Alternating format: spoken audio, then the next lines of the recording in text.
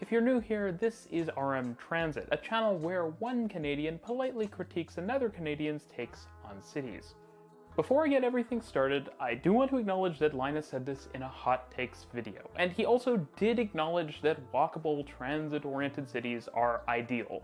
However, he went on to share the all too common and all too cynical take that hope is kind of lost for North America, because North America is broadly car-centric today. And because of this, all hope is kind of lost for the future. If you know anything about this channel, it could be called RM Optimism. So let's talk about why I think there's hope for us yet, and actually quite a lot of it. The first thing to consider is that everyone starts their life car-free, including in North America. In most places on that continent, you can't drive a car until you're 16 years old. So if you want to go somewhere without your parents driving you before then, you're going to be relying on walking, cycling, and public transportation. At the same time, as our population continues to get older and older on average, more and more people are starting to consider the safety impacts of driving, as well as the environmental costs and just costs in general. So a lot of older folks are driving less by choice and sometimes by necessity as well. That's not to mention people with disabilities or people who can't afford a car. We often seem to forget that even in North America, for a large portion of the population, simply driving is just not an easy choice they can make. Walking, cycling, and taking public transportation is the best bet a lot of people have to go out and do something, rather than staying home and building computers all day, as much as I do love doing that, and something I can do thanks to a certain channel. I think for young people in particular, not having to be driven around is a huge opportunity for independence and just personal growth.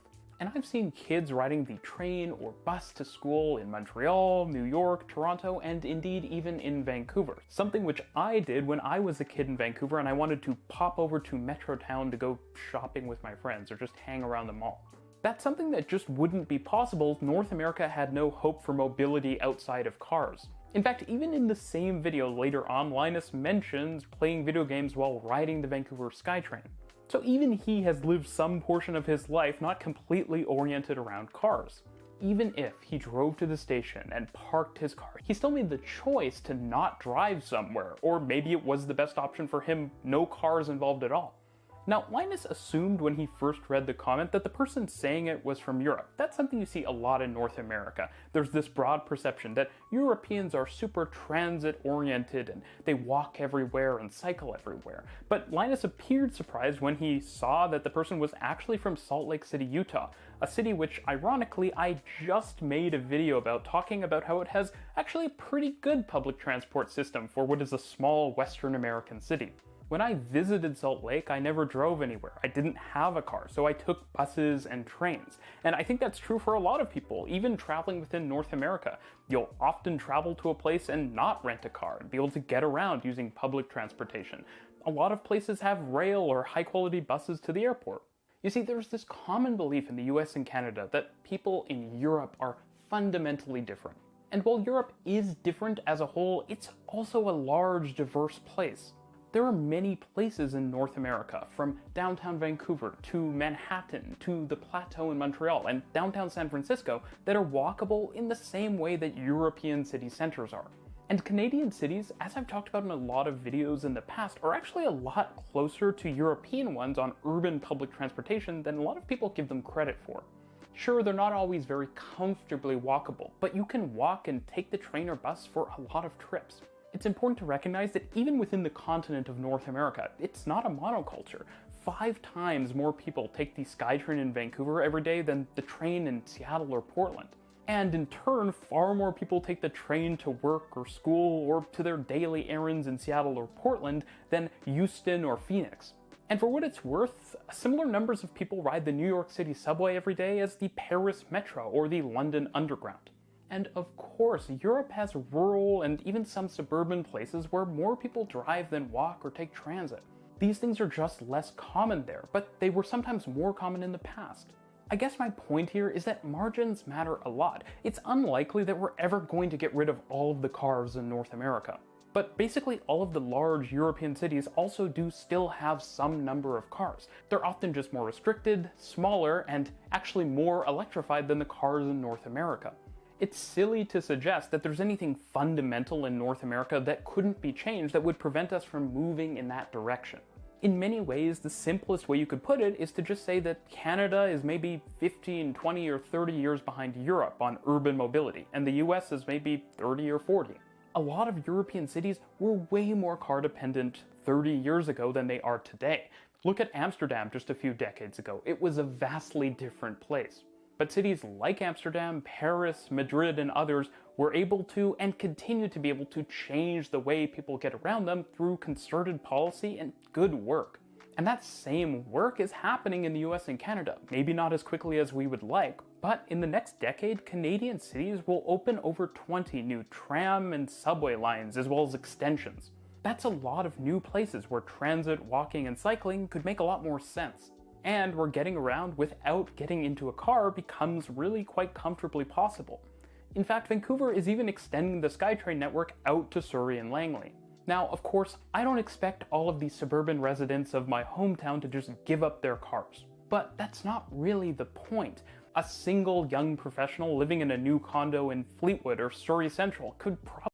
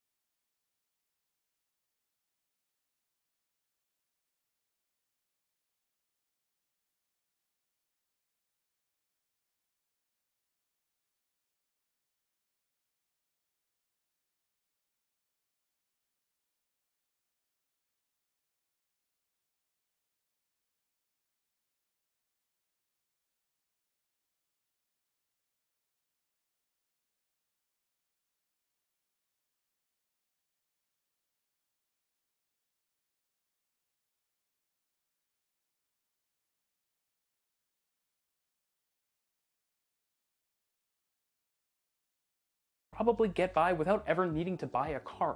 And a young family who's living in a townhouse a few blocks away from a new rapid bus or train route might be able to get away with just one car. And all of these things tend to snowball. When all of your friends are living car-free or car-light, you might be a bit more open to that. And that's how society and our habits change. At the same Brennan, have you thought about therapy? Ugh, love therapy. Really? I thought you were like on that anti-therapy wagon. What's up, Reka? Can I help you? And I saw her take a swig from it, and then she made a face like it was really bad. And then she took another swig from it, and then made a face like it was even worse. I don't know what it's about, but I know she's up to no good.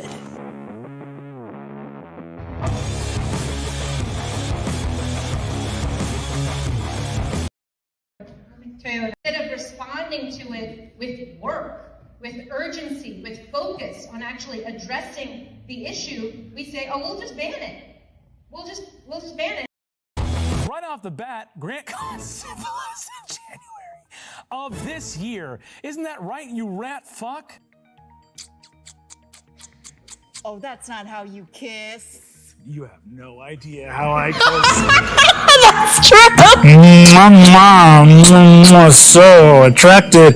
It helps that you're so completely still. I'm gonna take care of you. You're never gonna have to worry. You're my princess. I'm gonna build a life for you. You're too beautiful to work. You're gonna give yourself a heart attack. You're gonna give me a heart attack. 2 minutes. So what, you order the same meal every time? I order the best meal every time. I have a few extra pitches today. I'm happy to go at the end. Well, these questions aren't really about winning or losing. We're just trying to have fun. I'm having fun. Getting the answers right is fun for me. Right, but not everything in life is about being right or wrong. Yeah, sure, Reka. Yeah, you got it. That's not right. You don't have to do any of that. I don't think it would be weird just to say that you don't drink. Yes, it would. Yes, it a little bit would, and you know that. We have to kill him now. You know who else wanted to destroy people? No, don't you say it, you son of a... I'll tell you what, you guys are just like the Nazis, because they were so certain they were right. That's the main takeaway I got from studying Nazis. That was not the main thing about the Nazis! Not at all. I am a visionary that you fear, because I represent change. Folks, I'm just gonna go ahead and say we need to get this back on track. We're here to talk about the game. Gina, in Matthew 19:24, we are told by Christ that it is easier for a camel to pass through the eye of a needle than for a rich man to enter the kingdom of heaven. Given that, do you think these two coaches are going to get sucked straight into hell when they die? Or is it more likely, given all the injustice in the world, that there is no God? And my body went, hey, check it out. If you don't slam a Coca-Cola in the next 30 seconds, you're going to pass out. You're going to go to sleep. You're going to go to sleep on your feet. And that's not a good place to do that. Yellow, red, pink, green, blue, black. Those are the exact colors of the Power Rangers. And it's not the dildo stuff, it's the acting stuff. The dildo stuff, I actually am fine with. The acting stuff is unforgivable. Oh, that was in a sketch comedy group I was in right out of college. I don't care who you are, get either the hair or the chin in there. I know I'm roasting someone who didn't sign up for this, but Jesus Christ! It didn't What's go the well. point? It didn't go well. That sketch comedy group didn't go well. Really? Huh, shocking. Color me surprised! Nice to meet you, Ambola.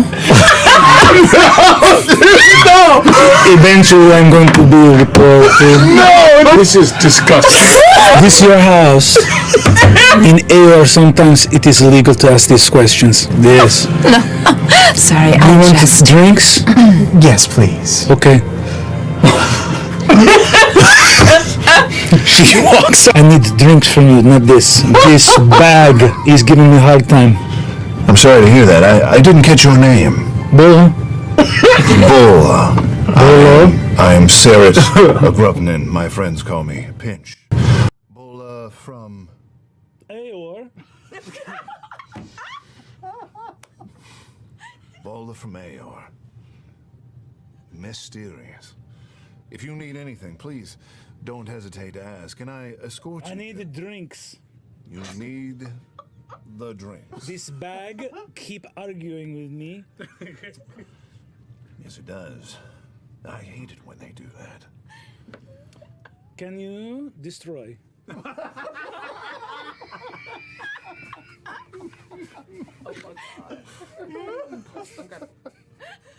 I can sense your frustration.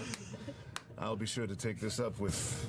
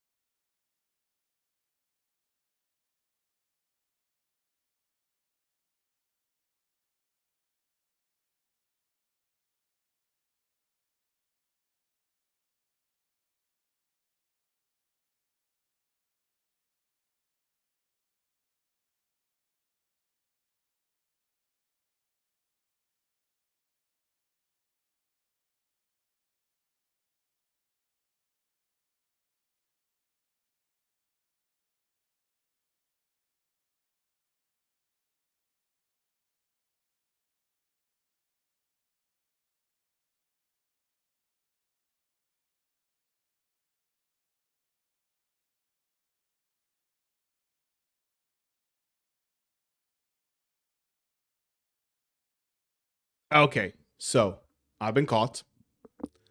I've been had. I've been duped.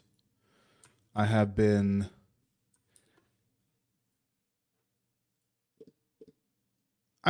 everything under the sun, apparently. What I was watching while I was setting things up that you guys could hear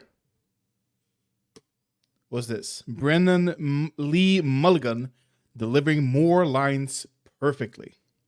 Hey, Screen Dream, glad fredag på dig också. And yeah, I am just a Brennan Lee Mulligan simp. I guess you call it. So that's what you guys have been listening to. I have been busy. Wrong way. Too much. Perfect. I have been busy doing some game dev. Is it multiplayer? Yes, it is.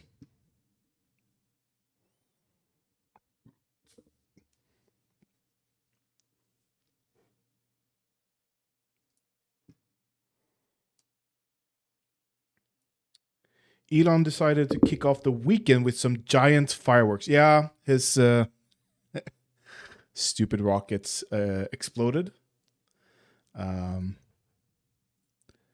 This, I have 2 instances open. So I can have 2 players at the same time. Whoop, whoop. Look at this. Look at this. Come on. Load it. God damn it. Ignore the aspect ratio. There we go. And I can hunt. I can see both players. And I can even fire. It's not working perfect. This is pretty much all it is at the moment. You know what? I haven't looked at one thing, though. Huh. I wonder. Yeah, and now you can see the rocket coming closer to you. That's pretty cool. I like that. And you can see it move away. No, you can't. It is off in the blue distance. So that's what I've been doing. I find that quite impressive, if I say so myself. Why do I sound so weird? I sound kind of echoey. Is it because of that, perhaps? What if I do this? Yeah, that's it. If I go here, I can hear myself twice. I had some issues with my headphones. This one was bent the other way. So when I had them on, there's a gap here. There's still a gap, actually. That wasn't there before. So I have to try and close that gap. Does it? Yeah, seems to have worked. It's going to be undone any moment. If you want to try this game, it's an early alpha, pre-alpha this. But if you want to, I can go here. I can go here.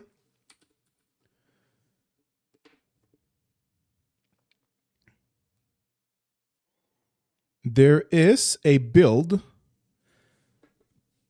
that is open to the public. Here it is. You can just download it. Free to play at the moment, at least. This version of it is going to be free to play for ever, I guess. So enjoy that for as long as it lasts. I'm going to close this. I'm going to close this. And I'm going to open. I just want to see Elon Musk when the rocket explodes. Wasn't there a video of him? I haven't watched that one. Elon Musk rocket explosion reaction. Yeah. Here we go.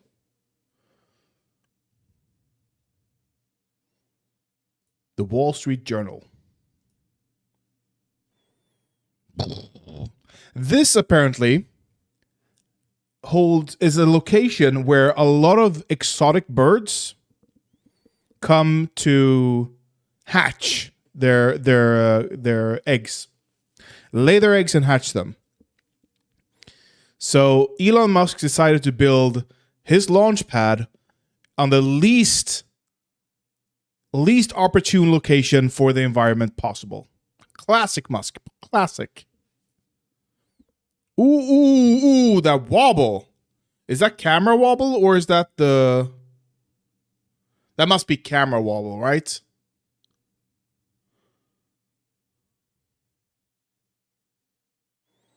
I haven't watched this entire video. I just seen the explosion. Yeah, there seemed to have been camera wobble.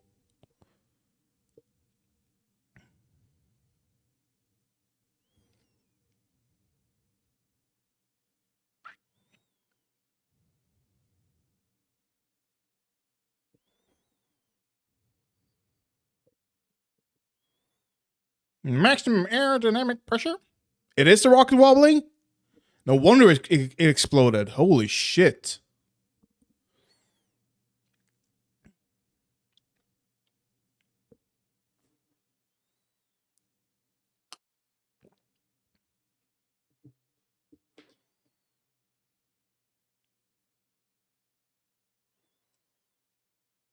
Oh shit. Oh shit. Oh shit. Oh shit.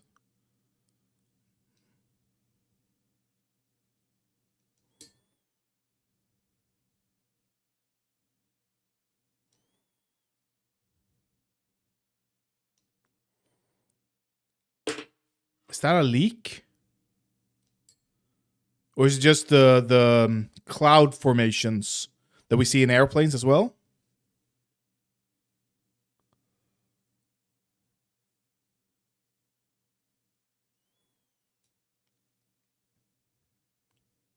I mean, it came far.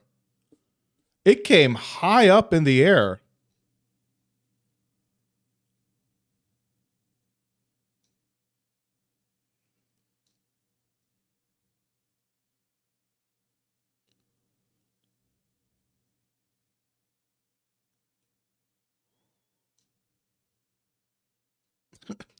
I'm just reminded of Kerbal Space Program watching all of this.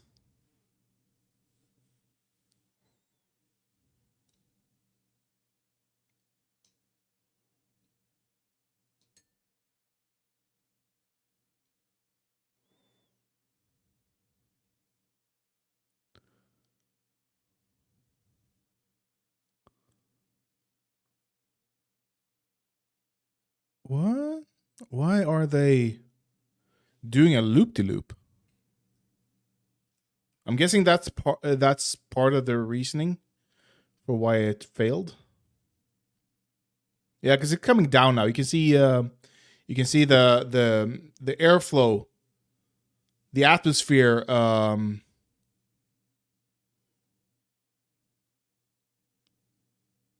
Yeah, but it's not separating.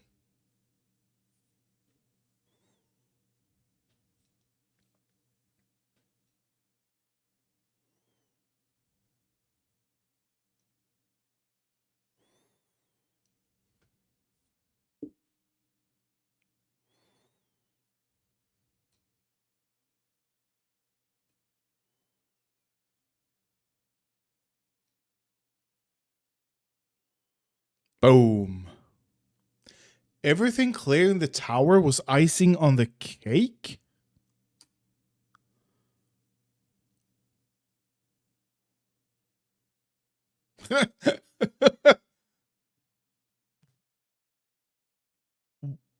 Why are they acting like it's a success? Like, I know there are stages of testing where an explosion could be acceptable. But I mean, this just feels...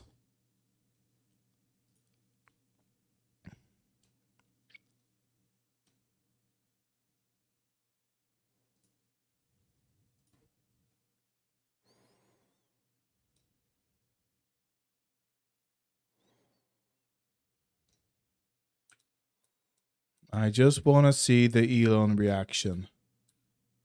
Wait. Wait, this is an Elon. Okay. You know what? I want to watch this. What's this first? Oh, I still haven't watched it. Asshole.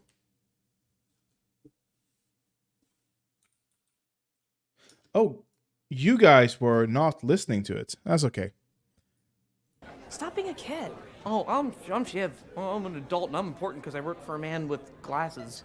Is he a Jew, by the way? Oh, come on. What? It's just a simple, friendly, slightly racist question. Oh, girl, you used to be fun. When did you become one of them? One of who? Like dancy bullshit, like, oh, you can't say that kind of people. Okay, well, I'm sorry I don't want to come to your freewheeling, good time, N-word shouting hoedown. Oh my god, yes, N-word, B-word, C-word, yes. The world isn't fucking nursery school, and people don't like to be taught. Oh, right. Well, I'm glad you've been watching our programs. You shouldn't do that, not with your IQ. Oh, hardy, diddy, hard. Excuse me, I actually have to go watch a fucking satellite launch in Japan that I'm actually in charge of, that I reorganized for you to fucking carbon neutral to enjoy. Yeah. Nope, I got it. It's streaming, it's connecting anyway. Yeah.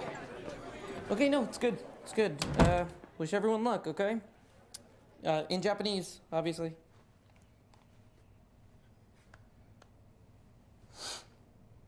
Oh, I've seen this. Or I've seen the stills of it at least. I haven't watched it actually happen. Or I haven't watched the actual video. I assumed it was it was faked, but apparently not.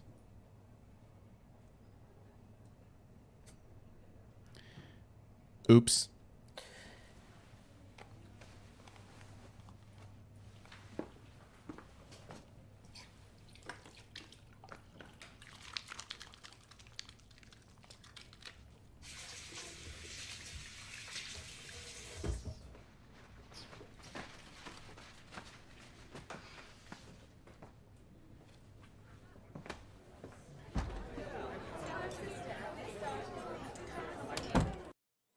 Okay. Why don't we watch the Wall Street Journal fluff up Elon Musk's plans?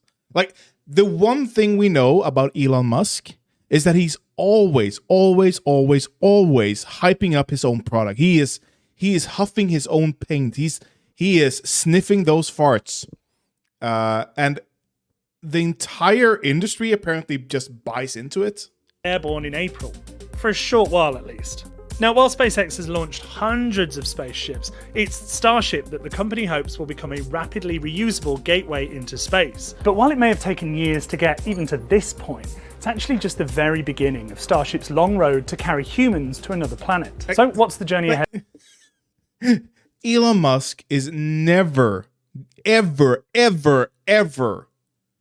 gonna send humans to other planets. That is not gonna happen. It is such a remote possibility that we can just write it off. He has promised stopped railroad work in California. Elon Musk. Elon Musk never intended to actually build his Hyperloop idea in California. He proposed it just to stop the high-speed rail project that was news to me when Paris Marks, interesting name, a technology writer from Canada, wrote about Musk for Time magazine and posted it on Twitter Thursday. Like, he never wanted to build it. We can just, anything he says, we can just write it off as a pipe dream. What's the name? Elon Musk robot launch. Yeah, this one. It is like, look at the video here. Tesla. It's sleek and it's humanoid. It's got dexterous fingers, legs, meshes, and all that. And here is the launch. It is a human in a suit. That is all. This came out 1 year ago.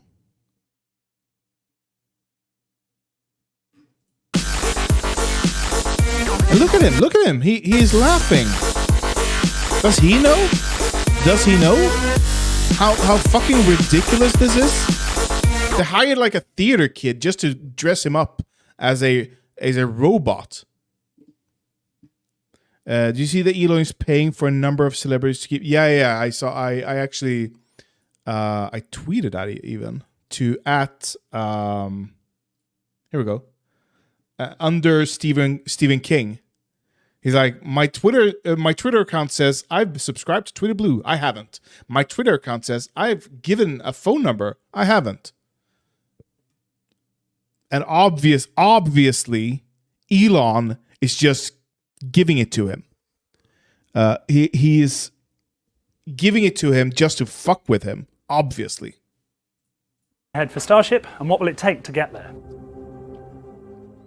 SpaceX say the idea behind Starship and the Super Heavy is to be the first fully reusable space transportation system, where both the spaceship and the rocket powering it can be used over and over again. One of the most prominent missions for Starship will be to carry astronauts from a spacecraft orbiting the moon down to the lunar surface and back, as part of NASA's Artemis 3 moon landing missions. I caught up with WSJ space reporter Micah Maidenberg. Interesting. I was super impressed when Elon Musk's rockets could land again on the surface. First rockets to land back on Earth. But that's apparently not from Elon Musk. But here we go. First reusable. I saw somewhere reusable rockets history. Falcon 9 first stage booster after its first landing. And Falcon 9, was that a SpaceX? Yeah, it was. Okay. History of spaceflight, space. I saw somewhere that it wasn't the first one. Where is it?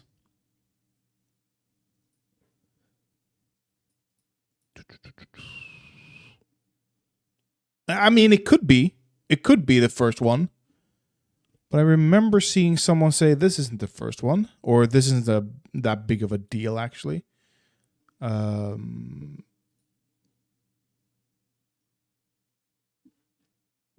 it seems to...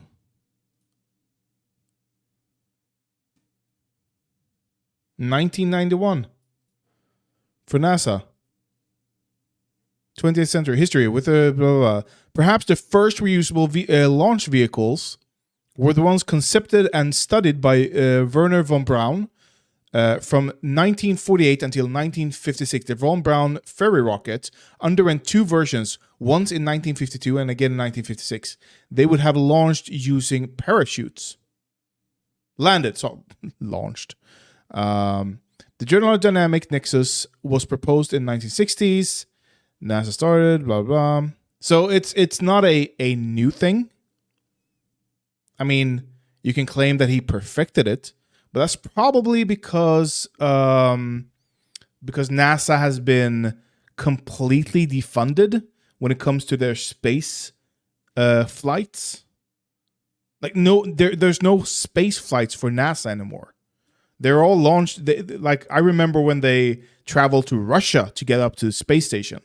NASA awarded a nearly $3 billion contract for the Artemis 3 moon landing. That's currently scheduled for, sometime in 2025. 2025 is coming up pretty quickly. For SpaceX, it's a very high profile and intense objective that they have to reach. SpaceX is also planning on using Starship to carry cargo into space, whether that be the company's Starlink satellites or fuel for other starships.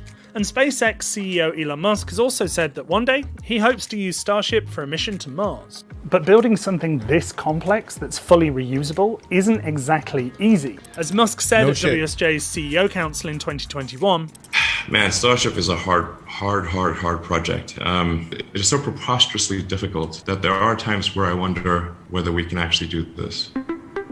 So what did we learn from the launch? There's also... why does Starship,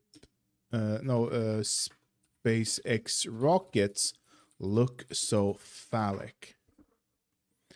They designed the capsule for the next series of rockets. They didn't want to make the tanks too large, So they reduced the girth of the shaft but kept the capsule. I remember someone seeing Elon Musk. I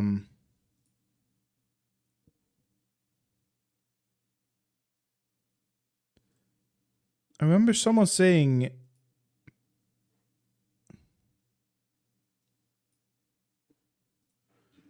that he wanted it. Oh, God damn it. That he wanted it to look more phallic.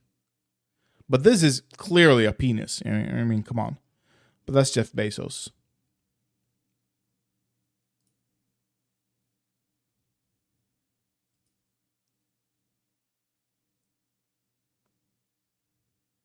Well, never mind.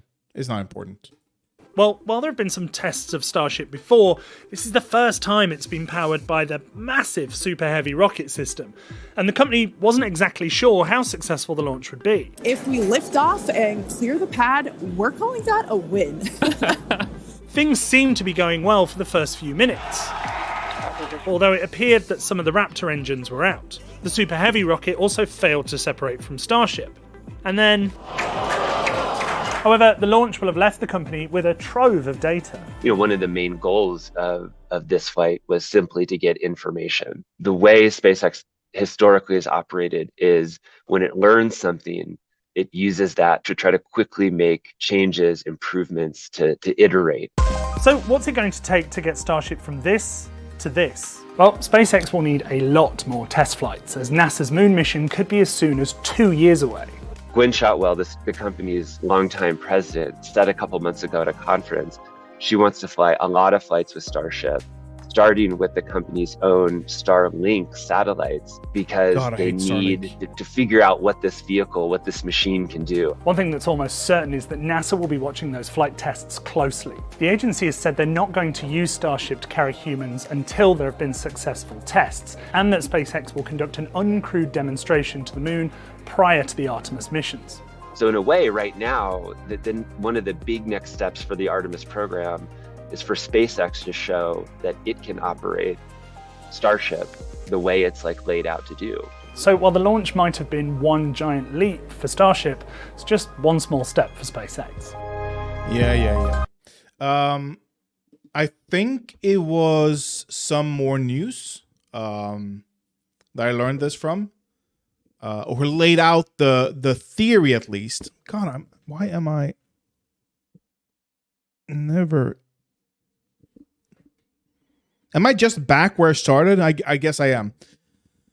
I think it's some more news where you can watch. They have a two-parter on Elon Musk where he lays out perfectly what his plans are with everything he does. Like the Boring Company, his tunnel digging company, or primarily tunnel digging company.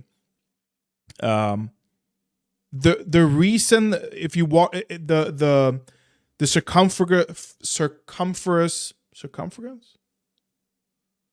the diameter of the tunnel digging machines is quite small, as you can watch in their loop in Las Vegas, Tesla loop.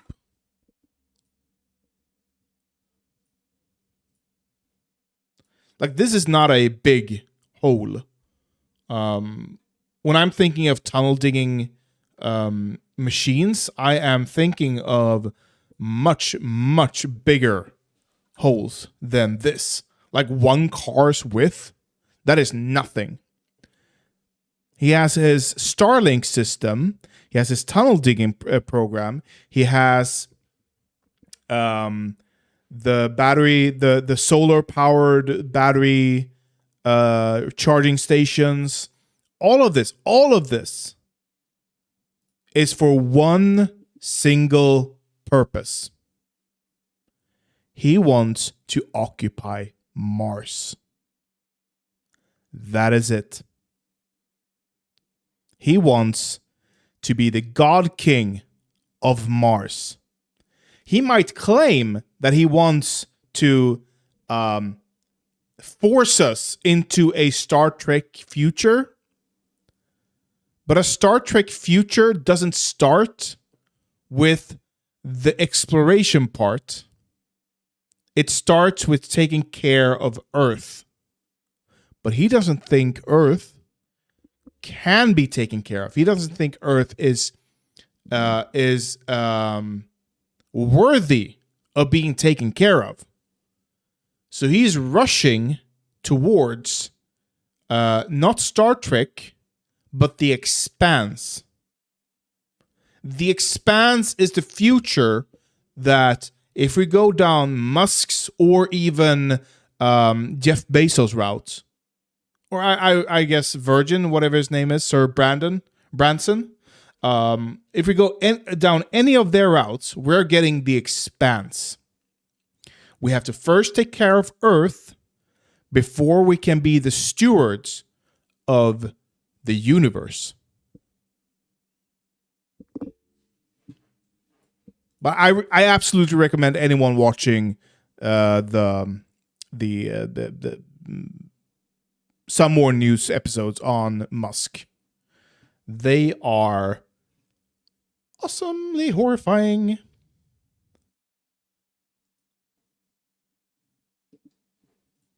You work.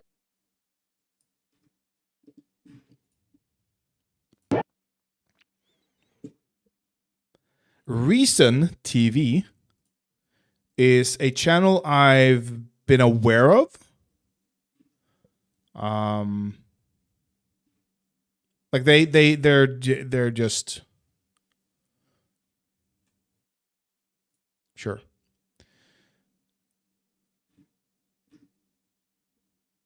Like I don't know their political leanings, but they're absolutely at least liberals, maybe possibly conservatives. 1968, Reason is the national leading libertarian magazine. There we go. Conservatives. They have a... Oh, I forgot. I almost forgot. I actually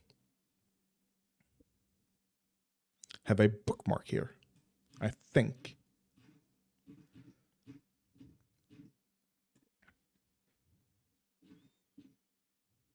No. No bookmark. Bookmark. Nothing. Nothing. Nope. Okay.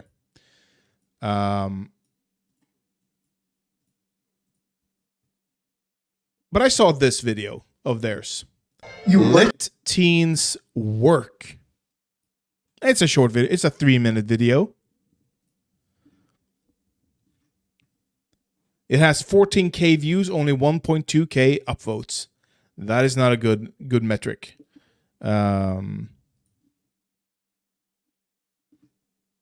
People saying my paperboy for the local publication at age 9. I delivered 10 papers to neighbors around my block. I ended up taking on a couple, blah, blah, blah. What is this? My guess is the pro-labor group feels that these kids will take away several low-income jobs from adult workers, but business should be allowed to offer jobs to kids who want to work. No kid wants. It is one thing for kids to have a paper route. I can accept that. I can accept kids doing lawn mowing and stuff like that. It's not something that's going to take away money from hardworking adults. But this is something else. This is something else. You work here? Yeah. How old are you? 13. Oh my god. Is that even allowed? 13. This video went viral recently after it was uploaded to Twitter by a pro-labor advocacy group called More Perfect Union, which then pointed the at least they correctly identify them. At the National Restaurant Association, a lobby group funded by big food corporations, calling it a key driver behind new bills letting kids work dangerous jobs. Sure, taking drive-through orders and slinging waffle fries at a Chick-fil-A your dad owned sounds like the definition of danger. For a kid, yeah. Yeah, there are hot oils. It is food. Kids are notoriously bad at hygiene. What? Yes, it's dangerous. If you mix up the orders, if you give someone something they didn't order, they might die. If you poison them because you're not hygienic enough, they might die. Yes, it's dangerous. Exactly like working in a coal mine. Over the past year, to help... What? Was it Arizona? Child labor.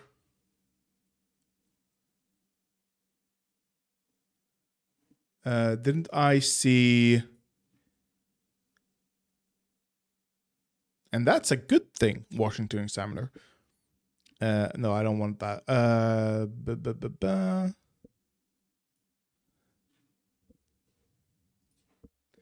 In Iowa, legislation proposal lists 14 years work specific jobs in meat packing plants. And the Iowa bill will also protect companies from liability if a child got sick or injured or died while at work. Lawmakers in Minnesota, which is led by Democratic Governor Tim Walz, have filed a bill that would permit children aged 16 and 17 to work construction jobs. This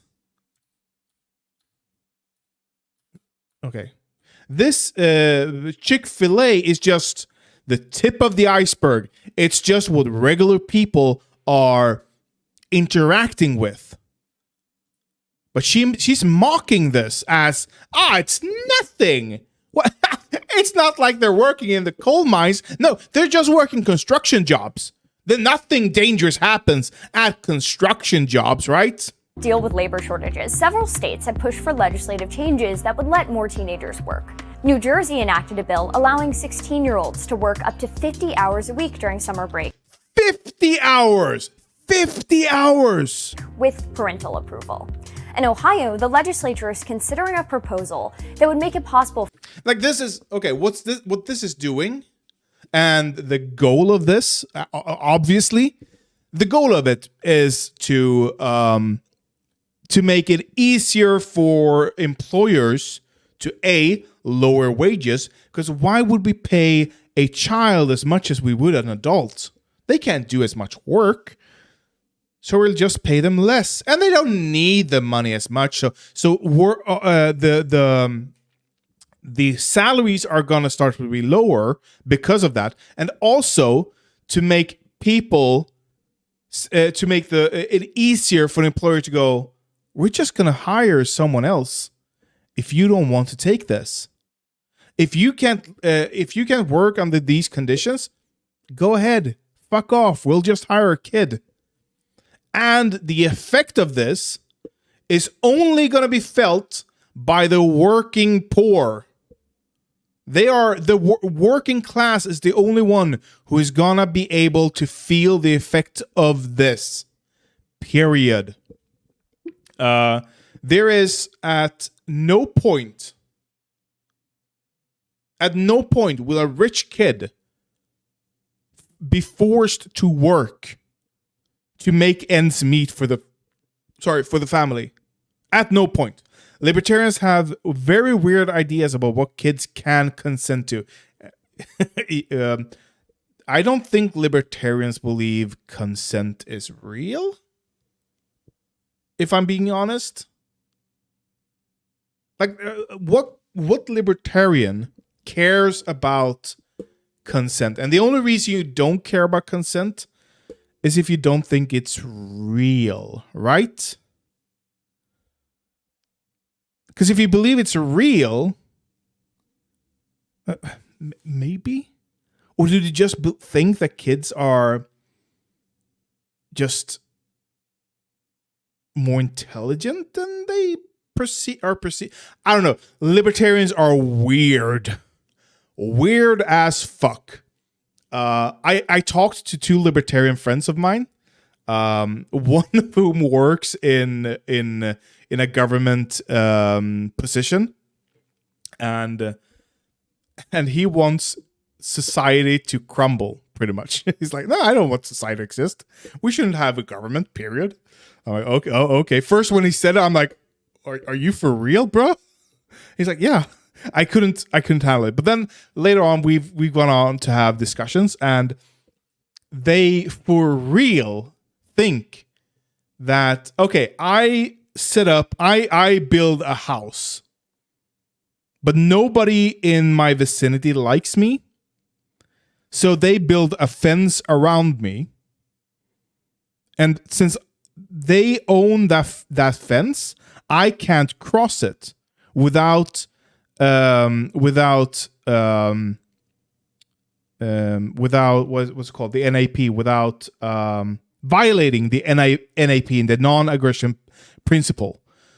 So what I have to do is contact my friends who live somewhere around to build a fence around them, and then they have to call and on and on and on and on,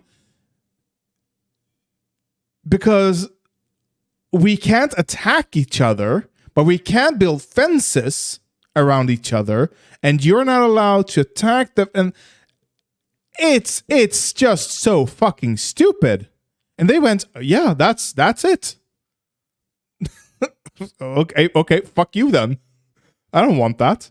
They want people to start working early rather than getting an education. They prefer a permanent ignorant underclass. Yeah. The only way they can control us is if they remove education, which is why here in Sweden the right is very much in favor of private education. Why having private education be able to have a profit incentive. That's why they're interested in that, because that's going to make it easier to poke holes in government or in municipal education systems. Friendly reminder that the closest thing to anarcho-capitalism in history was 19th century Sicily, leading to the rise of the mafia. Oh, well, you don't say. I am shocked that the mafia came from an anarcho-capitalist society. I am shocked. It's not like everyone with two brain cells to rub together realizes that an anarcho-capitalist society would just lead to corporate feudalism down the line, or just feudalism down the line. Like it's just gonna repeat the cycle of history. But yeah, so here in Sweden, the right is attacking education from a profit incentive structure. So the private schools have an incentive to get more kids, to get the government money for each kid, because every kid get a stipend, and they are incentivized to take as much away from that as possible. So rather than hiring a lot of teachers, they instead give kids friendlier or easier grades. Like that is, and we have seen the effects of this, but nothing is stopping it. Wealthy landowners just hire gangs to protect their property and coerce everyone else into submitting to them. We've seen this in America. This is American history. We have in New York, there were competing police departments. There were, like, Gangs of New York is the movie. I haven't seen it, but I believe it's about this. It's around that era. Competing police departments, competing fire departments, and all of this. And they actually fought each other over turfs. Like, we've seen this. Anyway, I want to continue this video. for 14 and 15-year-olds to work longer hours during the school year. And it's one of the few policies Democrats and Republicans in the state... Okay. And the effects of kids on this, rich kids are going to have a childhood. Rich parents are going to be able to afford their kids an actual childhood with summer vacations and stuff like that. While the poor parents are going to have to force their kids to work at the factory. Fun for everyone. State legislature agree on. Last month, Arkansas Governor Sarah Huckabee Sanders signed a bill that eliminated a requirement that 14 and 15-year-olds obtain a permit before getting a job. These bills don't primarily benefit the big food lobby, as the union-backed group that posted the video claims. Yes, and it's does. not an evil... Yes, it does. Most kids are gonna work at McDonald's or big or Burger King or any other food chain. Of course they are. Looks like they hired a kid to narrate this video. I guess they live by their principles. Yeah. She has been I'm gonna see if we can find her name, because she's been a I came to college looking for debate, but found self-censorship instead. Here it is.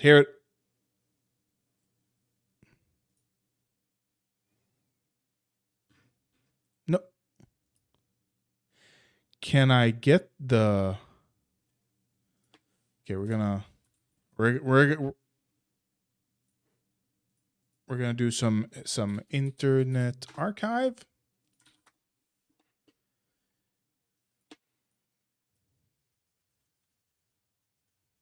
The Wayback Machine. There it is.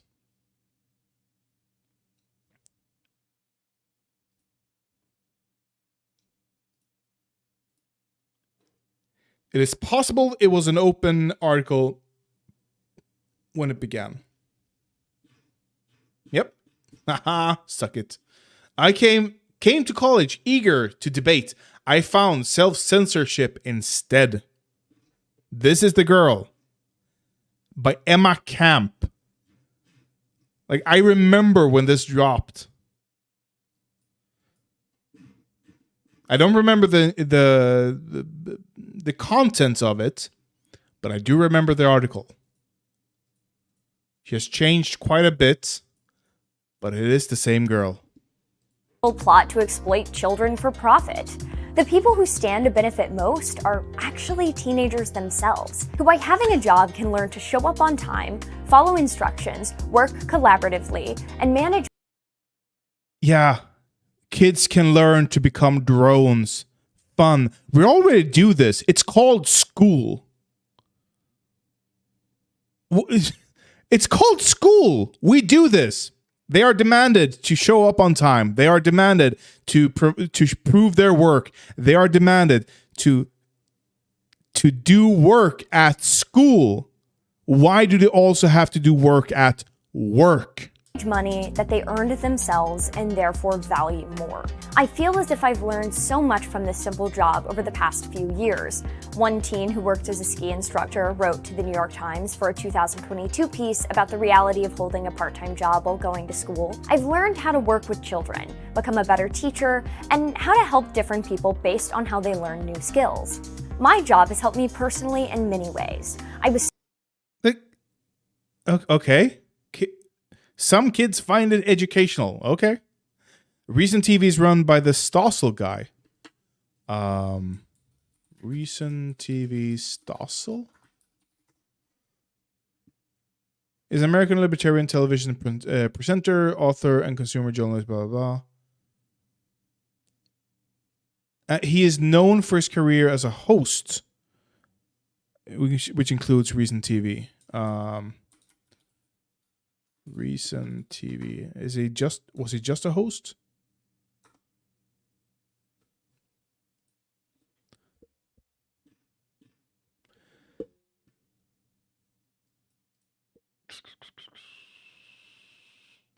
It doesn't say here.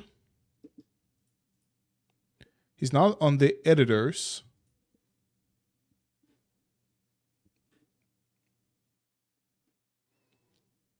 I can't seem to. In 2008, Matt Welch, not Walsh, became magazine editor-in-chief, with Gillespie becoming editor-in-chief of Recent TV. In 2011, Gillespie and Welch published How Libertarian Politicians Can Fix What's Wrong with America. Catherine Magu Ward became the magazine editor-in-chief in June 2016, with Welch moving to an editor-at-large position. So it doesn't seem like... yeah, it's okay.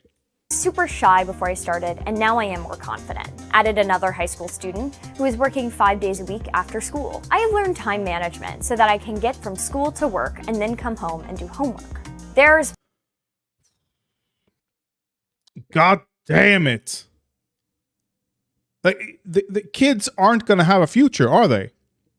Like, there's not going to be any free time for kids to just be kids, is there? Plenty of data that backs up the claim that holding a job as a teen has positive effects. A 2016 paper published in the Southern Economic Journal, for example, found that high schoolers working 20 hours a week during their senior year had 12% higher earnings in their careers than those that didn't. Although that during their senior year, high school, aren't you 18 years old then? 17 to 18 years old. Yeah, 18-year-old. I can see some kids having a weekend job or a part-time job. I can see them being allowed to work, say, 8 hours a week or something. They're 16 hours perhaps, like 2 days, or multiple for that. I can see an argument being made for allowing kids to do this. But we can't allow kids to do that when there is no protection for adults. That wage premium has declined. And there's no protection for what kind of works kids are allowed to do. The years for complicated reasons. In a job, teens are forced to discover or build out parts of themselves that are not required for school, home, or sports. Psychologist Lisa DeMoore told the Washington Post last year. She also stressed that having a job teaches kids to answer to adults who aren't their parents. Because when they do the same thing over and over, there's no need to grow. When they do the same things over and over, like at a job, to stop treating teenagers as inherently fragile, or they'll become that way. Real-world exposure to the challenge of getting paid to do things that other people value will benefit them for the rest of their lives. This is just corporate propaganda. That's all it is. They just want kids to be better drones for the workforce. I can't see any other reasoning for defending Huckabee Sanders' child labor, removal of child labor protections. Huckabee Sanders child labor.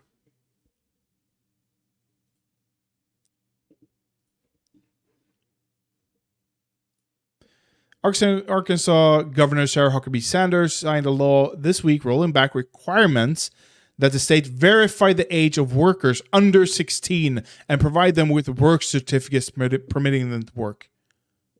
Like, you could already work when you're over 16. Effectively, the new law signed by Republican governor applies to those who are 14 and 15-year-old because in most cases, Arkansas business can't employ those under 14. Under the Youth Hiring Act of 2023, children under 16 don't have to get the Division of Labor permission to be employed. The state also no longer has to verify the age of those under 16 before they take a job. This law doesn't change the hours or kinds of jobs kids can work. Well, that's something at least.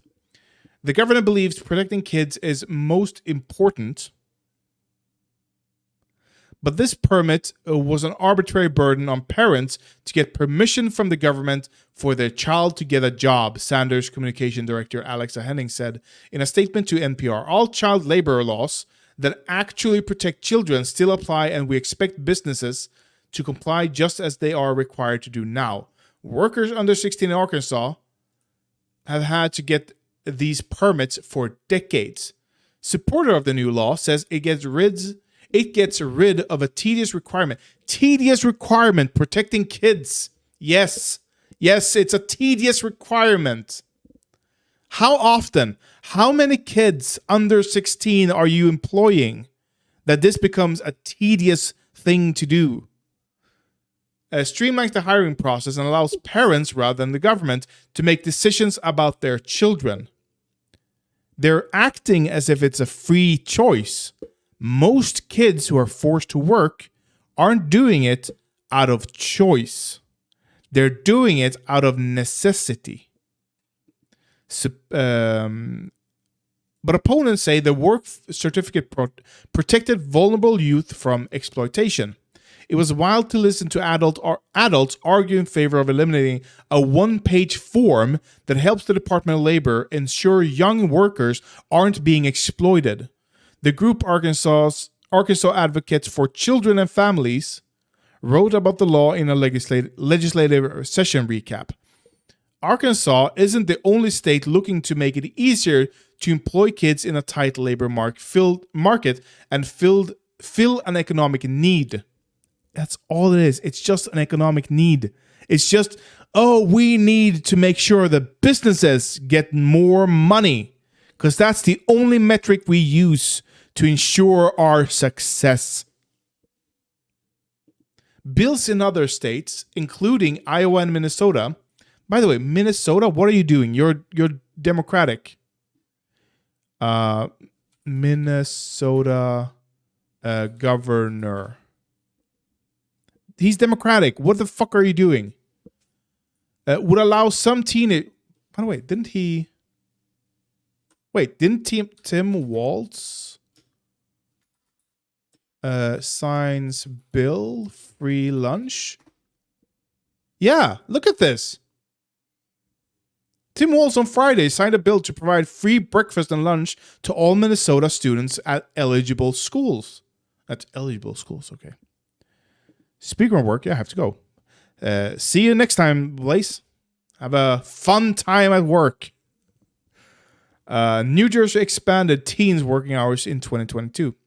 But the bills are also occurring alongside a rising tide of minors employed in violation of child labor laws, which have more than tripled since 2015, and federal regulators have promised to crack down on businesses that employ minors in hazardous occupation. There's no excuse for why these alarming violations are occurring, with kids being employed where they shouldn't even be in the first place. Principal Deputy Administrator of Wage and Hour Division told NPR in February.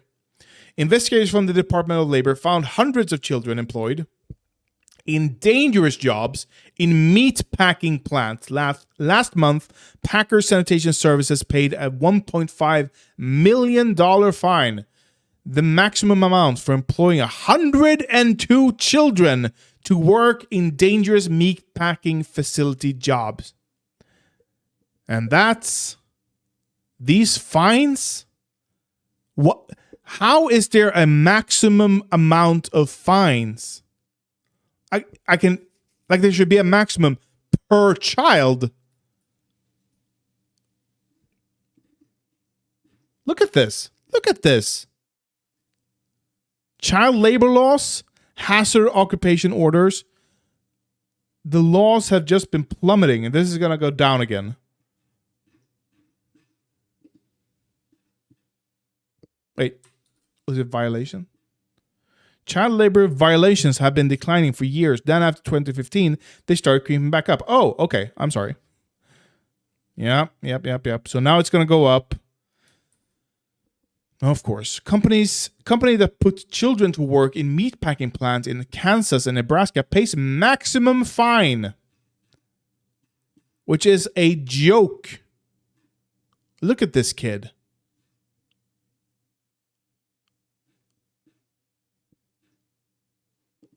Oh, well. America is going down the gutter.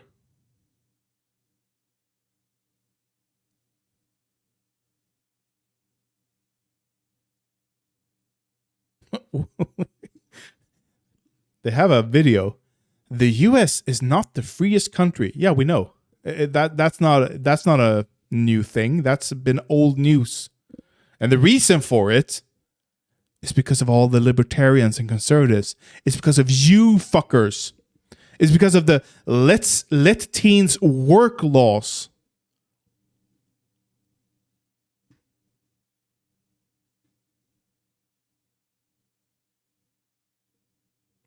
Like it's all the conservatives. That's why the US isn't freer. Because you can't be free if you're constantly thinking about where your next your next meal is going to come from. If you're constantly worried that, hey, I hate this job, but I can't lose it under any circumstances. That's not going to make you free. It's going to do the opposite. It's going to force you to keep on going at the fucking work. Because, hey, if you lose the job, you also lose your health insurance. Well, amazing. Amazing.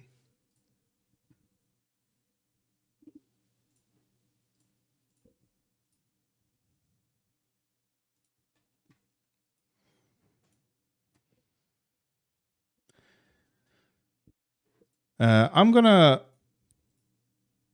gonna do some, like I always save bookmarks, and I just want to go through them quite fast. April 7th. That's an old bookmark. We can remove that.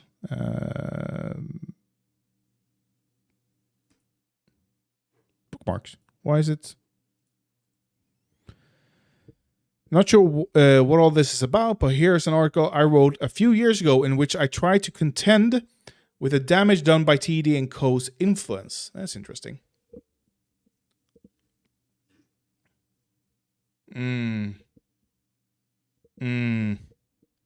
If I was there, I'd be worried. Oh, it's a long article. I'm gonna read it on my own time. This is a. Are these? Do you feel like? Let's see here. Exchange between Jon Stewart and Department of Secretary of Defense, Deputy Secretary of Defense Kathleen Hicks on the defense budget. I can't figure out what 800. Oh, we seen the highlight from this. It is an interesting, but it's so I can't remove. Oh my god.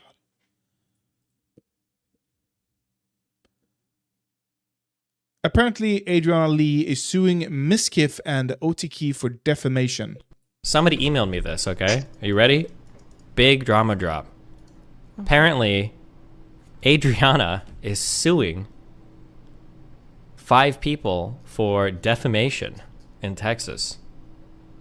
I don't know if I can link the court doc because it has like full names and shit. I mean, people might like Maya Higa. I mean, I think people might already know the names, but if it's in the court document, isn't it public record? Yeah, but I know. Yeah, I know, but I feel like. I mean, I guess you don't want to be responsible for that leak, but I was just asking. Sure. It's public records in Texas. Yeah. Holy shit. It's a case number. We've got plaintiff Adriana, and then the defendants Maya Higa, Matthew, who is Miskiff. Okay, it's nothing more. Nothing juicy. Hugin, you are familiar with Angry Foreigner, right? I am familiar with them. Yes, I am. I mean, what else apart from running cover for the far right can you say about an immigrant who runs cover for the far right? Has he done anything special lately? Angry Foreigner. Or En arg blatte, som han heter på svenska.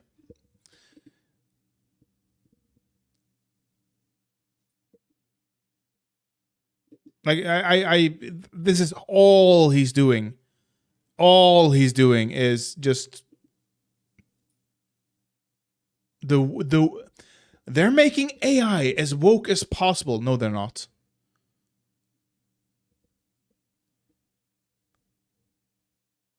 Oh, he fell off hard. I too remember when he was big. Like 3.9 million views 7 years ago. Okay, that was a one-off pop. But close to a million, over 500,000 views. Is Trump lying about Sweden and why would Putin want Sweden 6 years ago? The Islamization of Sweden, like it's all just culture war shit. Yeah, and these days he is getting 11K, 14K, 10K, 7, 8.8K. Like he's barely popping 20K. Is comedy dead in Sweden? Please. Oh yeah. Comedy is dead in Sweden. This guy never watches Bettner, Magnus Bettner. Comedy is dead in Sweden. Please. Tainted. Cult of Andrew Tate. Okay, he's actually criticizing Andrew Tate. It seems. That's more than I would have expected from him. But yeah, Wokepedia. Yeah, he is not an interesting character. I heard he's planning on ending his channel this year because it's barely turning a profit anymore. Wouldn't surprise me at all. Does he have a Patreon? What about Fund Me? Fund Me. Subscribe star. Yo, social. I'm playing War Thunder and ready to leak specs on a Discord. Are you working for the government? Vaccine. You are now helping an immigrant survive in Swedish. God, like he's just 146 subscribers. I'm guessing not a lot of them are doing $200. How much would each have to give him? 40 times 146. Was that it? Yeah. Yep. 146. That's 5. Yeah, that's enough, but that's too much. He might be getting like averaging $10. It is going quite well. We're just, me and Scream Dream are just reminiscing about a right-wing immigrant who fell off hard. He has 200K subscribers, and his videos are not even popping over 20K. Like 1/10 of his subscribers aren't even watching him anymore.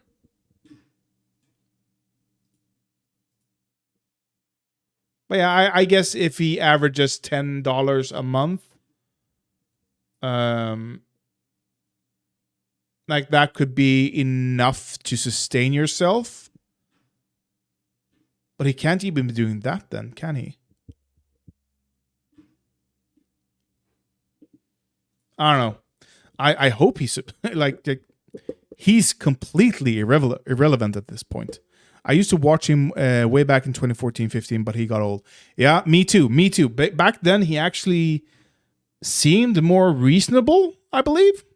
But back then, I also watched... I also watched Sargon. So I am not gonna... I'm not gonna look fondly on the content I watched back then. Oh, here we go. Max Bittner dissar mig och mina följare. 2 years ago, and it has 7. Okay, we can actually see here. Oh, the fall off was quite. You can kind of. What if we go to Social Blade? Socialblade.com.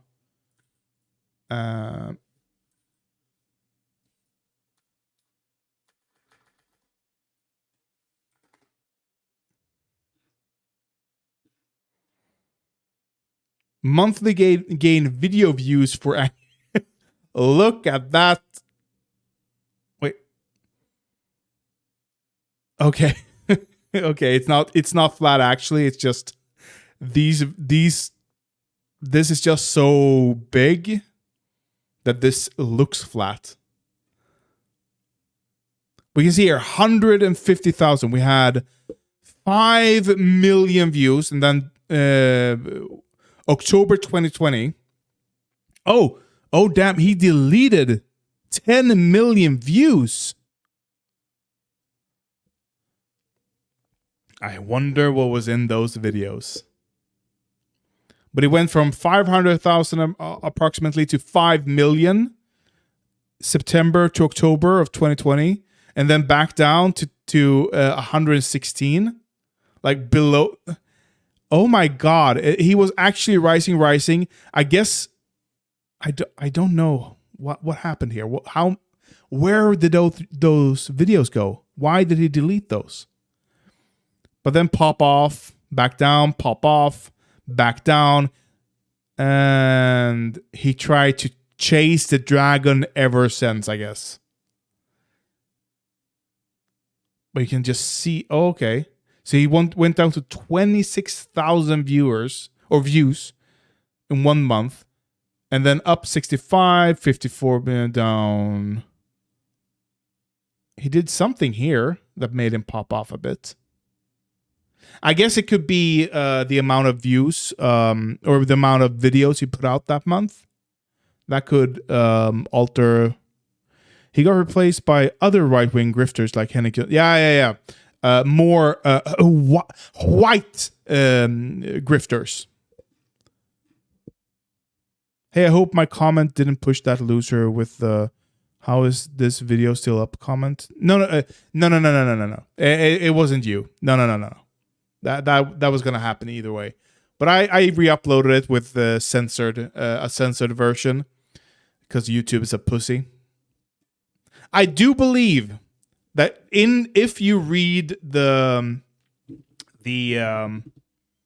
terms of service, I believe I kept myself within it because it was an obvious joke and stand-up comedy, and I wasn't attacking anyone with the words I was using. I do believe it should have been kept up, but I didn't care to fight it really. So I just accepted the community guideline strike and re-uploaded a censored version instead. No, but you didn't do anything there. Career politicians ruin Swedish democracy. That's the ticket.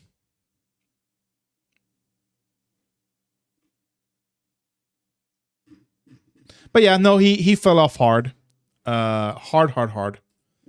So if you've been living... But that's not what I want to talk about. Scream Dream. Nobody who hasn't been offline, like maybe Jared Leto has been on a retreat with his cult for the past month, but nobody who hasn't been on that specific retreat could ignore the amount of hatred and the amount of talk surrounding MrBeast's trans friend, Chris.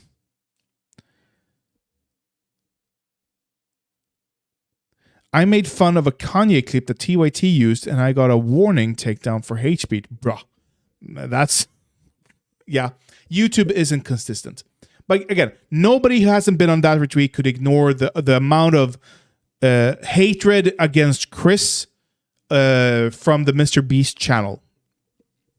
Because he came out as trans. He didn't declare it. He didn't make a spectacle of it. People were wondering what happened to this guy because they saw his transformation on screen. I didn't know. I didn't think twice about it. But other people did. And he responded 2 months on HRT. And the floodgates just whoosh. Everyone has said, on the right that is, has just been like, Jimmy, MrBeast has to disavow him. He has to fire him from the channel. They are lifelong friends. They've known each other since high school, I believe, if not earlier. He's not going to be fired. I believe, was it Ben Shapiro who said, we've seen what happens when Disney introduces a woke character. Chris isn't a character. He's a person. He has just transformed himself. That is all. He has changed gender. That is all.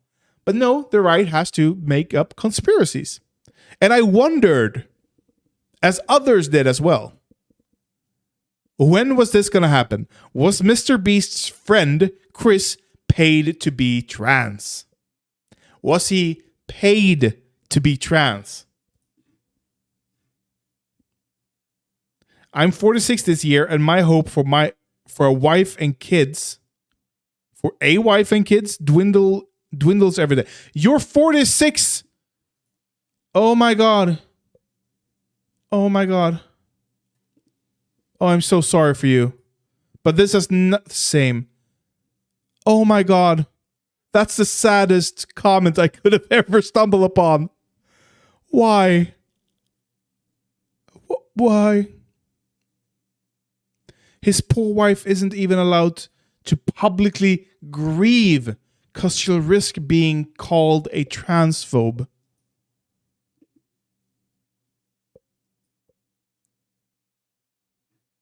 Oh my god, okay.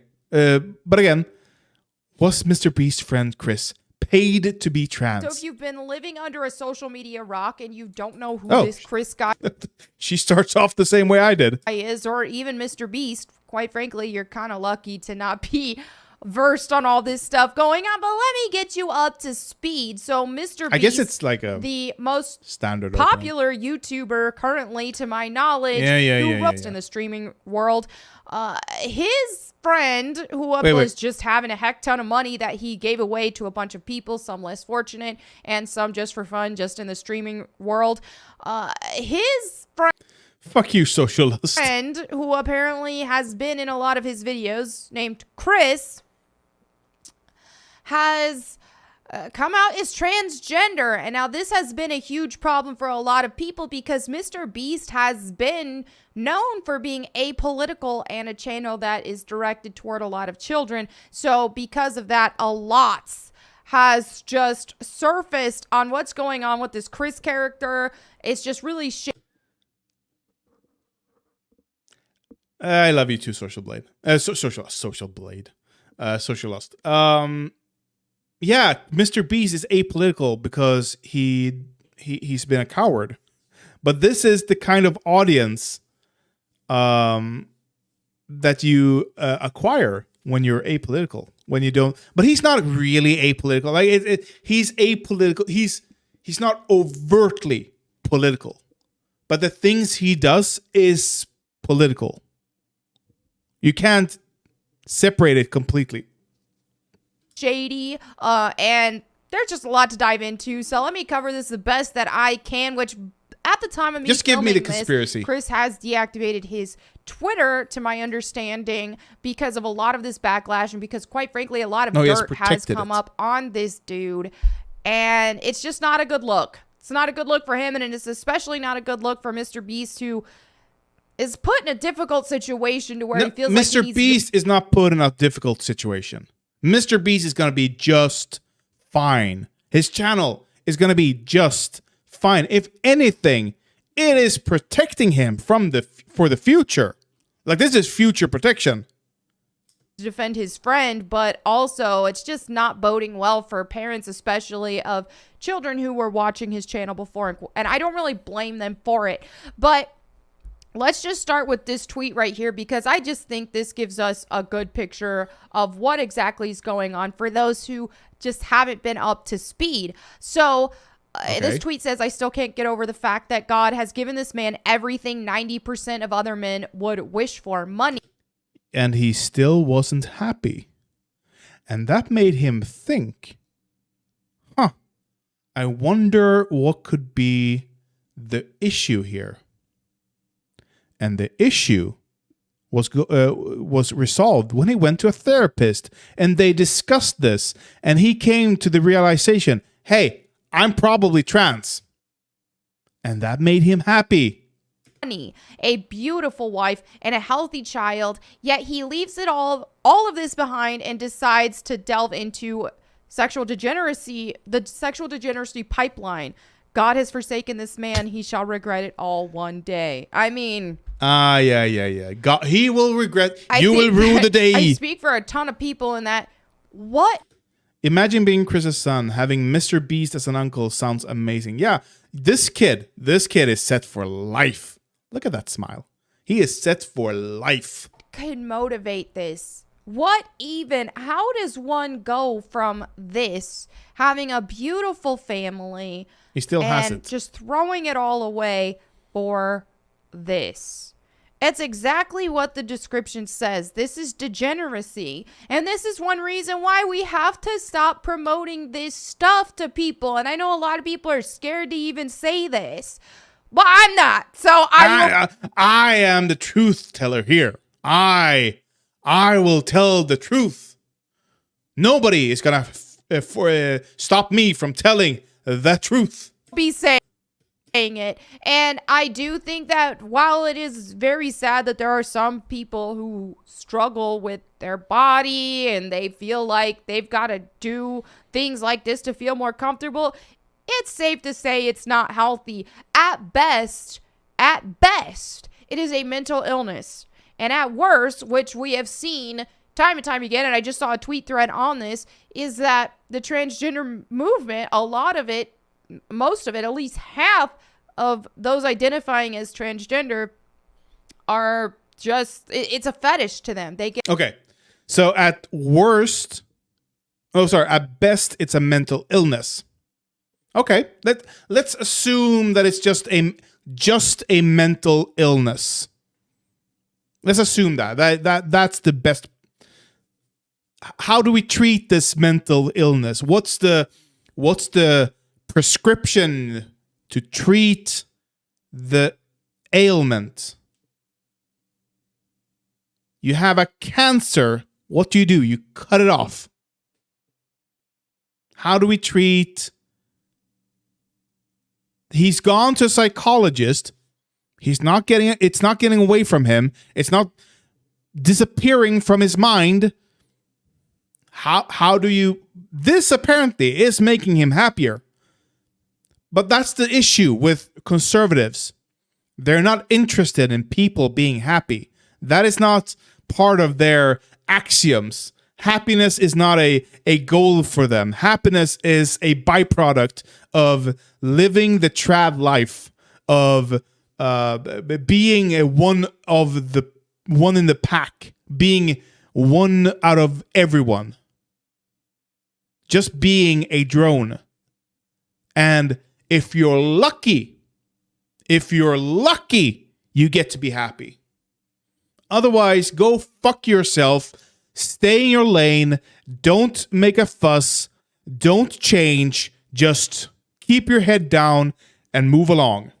Get off as guys who dress as women, so on and so forth. I saw another tweet thread about this yesterday, which made a lot of sense, to where it basically said, if you really want to unpack just what a lot of the transgender movement is and a lot of perversion involved in it, look at Reddit threads, look at, or it was Facebook groups. There's Facebook groups for male to female transgender people, as well as Facebook groups of female to male transgender.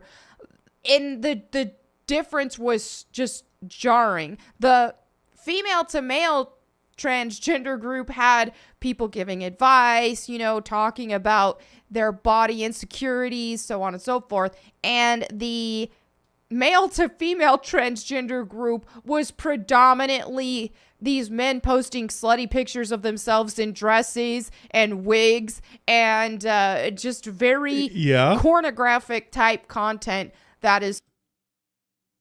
Yeah.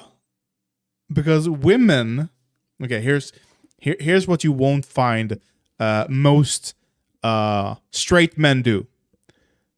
Post thirst trap pics of themselves. Post slutty pics of themselves. You're not going to find that. You are going to find a lot of straight women do that.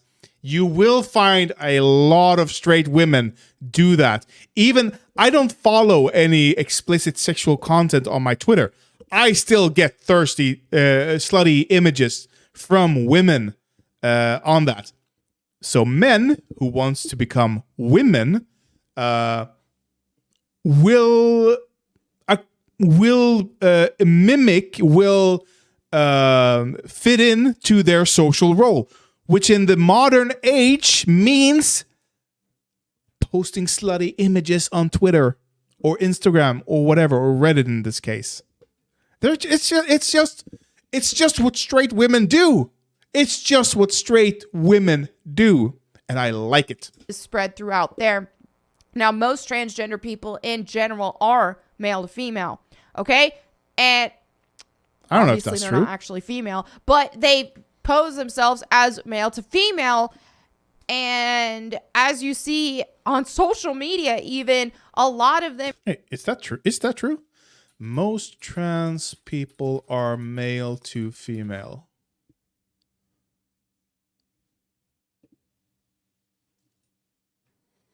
Gender disparity in among trans people.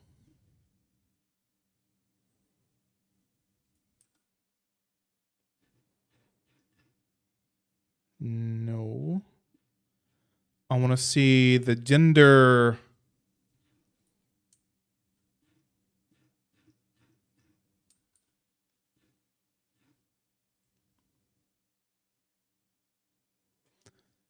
How many trans men versus trans women exists? Counting the trans population. Okay, that's not a... The truth about trans from Stonewall. I've heard about this organization, but I don't know about it.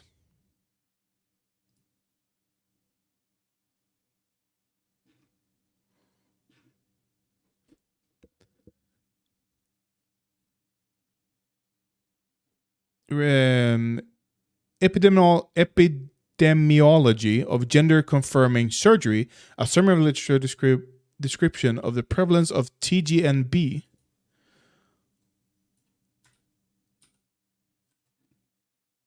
Transgender non-binary? Transgender and non-binary, okay. As well as GCS. Oops. No.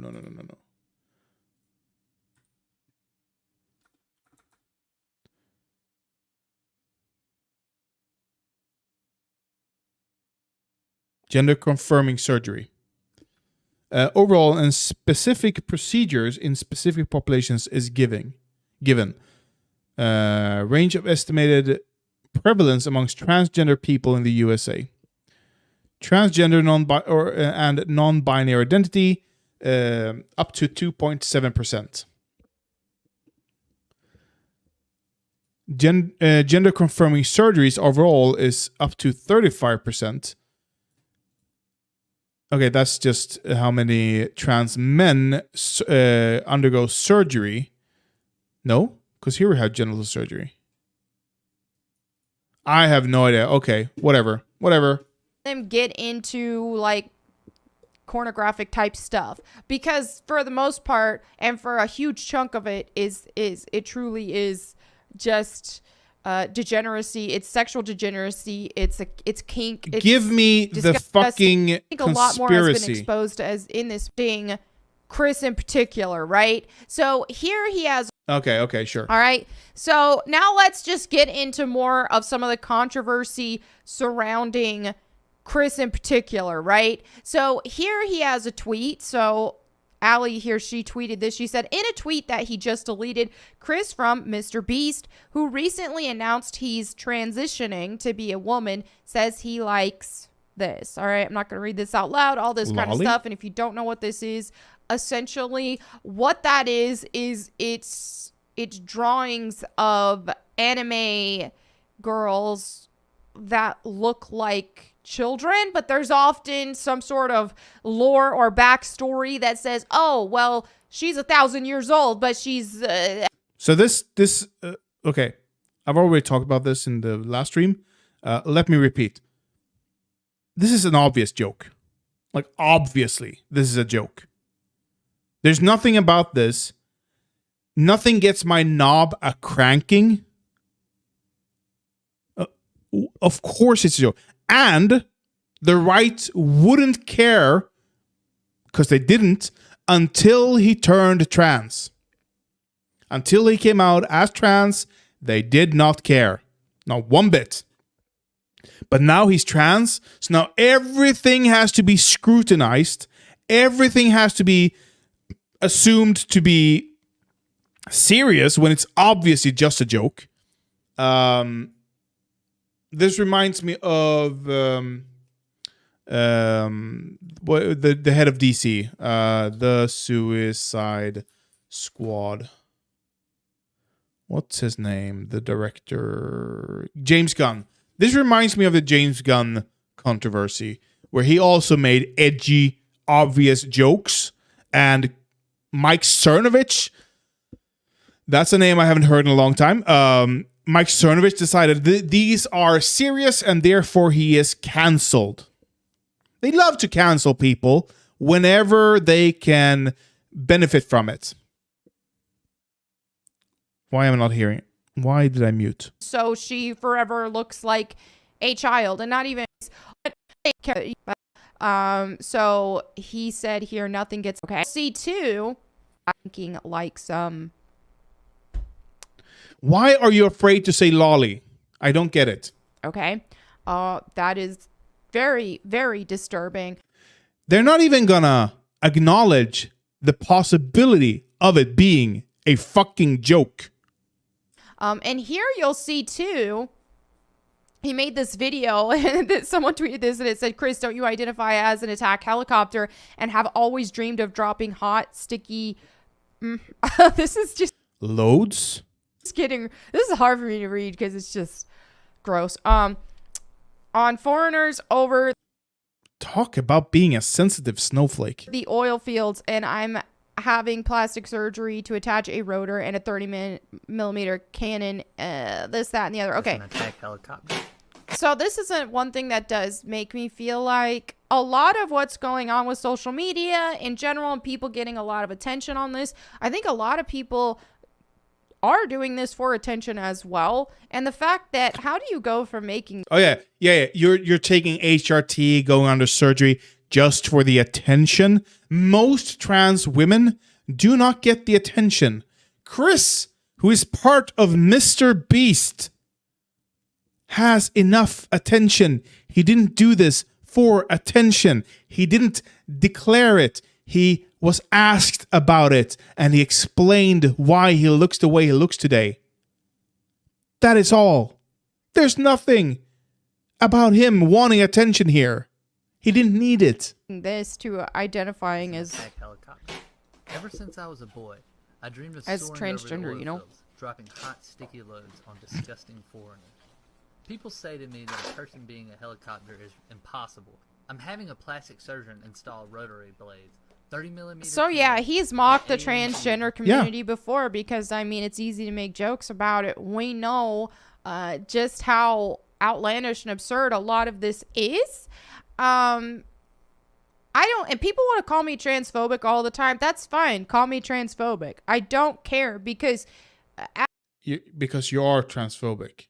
At the end of the day, and like I said earlier, at best is a mental illness. We shouldn't wish this for anybody, and we certainly... I don't wish it on anybody. Why would I wish it on anybody? But the fact that he did a transphobic joke proves nothing. Nothing. Shouldn't be celebrating it, so we can sympathize with people who are actually suffering with this condition. But the amount of people that are actually suffering. Yeah. Give me the And conspiracy. He says Tucker chose to slay this morning. I think just Fun for him. This is just a lot compiled here about this. I wanted to share. Okay, now also before that, let me just share this tweet that also was deleted. Well, Okay, you're just gonna to say, well, just give me. we're gonna dive into a little bit of a conspiracy theory. Obviously, this may be absolutely insane, and there may not be any truth to it, but I just found it interesting. Yeah. Okay. So you're not even gonna. You're just gonna claim it in the. Oh, there's a question. I'm not claiming it. I'm just putting out the question. The old Fox News Interesting. Wanted switcheroo. to bring this to light just to speculate on that. So this is a tweet where this guy goes, got to be one of the biggest L's in recorded history, which is true. I mean, look how just wholesome this looks. Again, like the other tweet said, I mean, this is the dream for so many men. And then just this. Okay. This is a dream for other men. You achieved it. Therefore, you're supposed to just stop there. Don't look forward. Don't look ahead. Don't question anything. Fuck you. Fuck you. This is sad for him, and it's really sad for his family. I don't know what's going on, like with his wife and stuff. I'd be very curious to know her actual opinions on the matter. But I mean, this is just tragic. So anyway, Bounty Faceless here says, bro, he got paid $1 million to do this, which some people are saying he got paid $1 million to do this, which I'll dive into some of the evidence don't just flash as it. to the receipts as to why people think that. HRT, and it's only been 2 months. I mean, dude, here's a guy who, he's just a normal guy. And he chose to be a changes queen himself instead. into this. And this is being celebrated. This is sad. This is very sad. Are you just gonna flash the receipt? I mean, this is just trash. Faceless here says $1 million. There we go. Pending wire status, pending approval. Wire date February 10th, 2023. Where does this come? The ratio this, and then we'll talk. Because he was wired $1 million. He's part of MrBeast. He is part of what? Dude. And this is being celebrated. No, this is not Brett Cooper. This is Melanie Mac Go Boom. The weirdest name in history. Look at this. I'm so. G Fuel? She's sponsored by G Fuel? Oh, that's sad. Trans activists are mad at J.K. Rowling again over HBO Max Harry Potter series. Is Dylan Mulvaney a psyop? This is suspicious. This is demonic. Disturbing trailer for Spider-Man Across the Spider-Verse? What? How dare you? How dare you? Celebrated. This is sad. This is very sad. Beautiful family. I drink Monster. I don't do this G Fuel or Gamer Sup. I've never heard of it. Just throw it all away for just to look like a dude with long hair and a soft body. Doesn't look like a woman. Let him look the way he wants to look. You can't change why. I don't know. But anyway, let's dive more into this conspiracy theory. So this is where the Poet Trap shares this receipt. Okay, now this does look like it's come from like 4chan or something. So take this with a grain of salt. 4chan. It may not be true. Or But after I 8chan. read this more, I did find it fascinating for multiple reasons. All right, let me just dive more into it. So this says, did you know that Asmongold, and he's a streamer, He's a and conservative. MrBeast belong to the same talent agency, and that they are both directly connected to Disney and Amazon. Do you know who else is connected to that agency? Hassan Piker. And When is Interesting. Hassan Piker coming out as trans? That is my question. Today I learned that the company named Knight Media literally manages basically every single Zoomer celebrity, including Hassan Piker, Nico Lull, Dream, and these guys. If you ever look at If you ever look at YouTube trending tab, at least one of Knight's talents, because they've acquired good talent, will be up there. Knight Media is just a subsidiary, as Knight Inc. itself is valued at hundreds of millions of dollars from venture capitalists and angel investors. Who owns Knight? The CEO of Knight Media is Reed Duscher, who formerly worked for NFL and then went on to be Dude Perfect's manager. The president of Knight Inc. is Ezra Cooperstein, who was previously the president of Fullscreen and Rooster Teeth, as well as Maker Studio. Those are names I haven't heard in a long time. Which is now part of the Disney Digital Network. Note, Disney acquired Maker in 2014, but did not merge them until 2017. Ironically, neither of these guys are the real talent managers, as the position is for the 90 plus employees, including Andrew Pelosi, a former higher up at Influential. What is Influential, you ask? Influential is an AI social data and conversion technology, as well as a developer partner of IBM Watson and a Facebook marketing partner, utilizing a network of over 1 million social media influencers as a tactic for distribution. Influential runs both native and paid campaigns on Facebook, Instagram, Snapchat, Twitter, and Facebook for Fortune 500 brands. Influential is owned by Jeremy Steinberg. Knight Inc. is directly financed by the Chernin Group, aka TCG, one of the executive members being Alexandra Moore, a former executive of where's the controversy here? Where's the fucking controversy? Who focused on mergers and acquisitions. However, TCG itself is financed by Providence Equity, an ESG compliant private equity investment firm valued over $30 million. Millions. All of this information is freely available. I literally just ran names of LinkedIn and Reddit business articles. Okay. At the YouTube itself is who of Knight YouTubers had MCNs, unrelated reasons. As well as Maker Studio film a pilot with Disney Channel. 3 of a little work together in 17s right before I left Fullscreen. Wait. Back in work together because I know Fullscreen had other talent that they had to audition for these roles. Now this happened for me back in 2016 or 17s, right before I left Fullscreen. Okay, so she's been at Fullscreen. Okay. Ironically, neither of these guys are the real talent. Book marketing on Facebook, Instagram, these on mergers and $1 billion. You see this, and this is that tweet that I just pulled up here, where he said sold his soul for $1 million.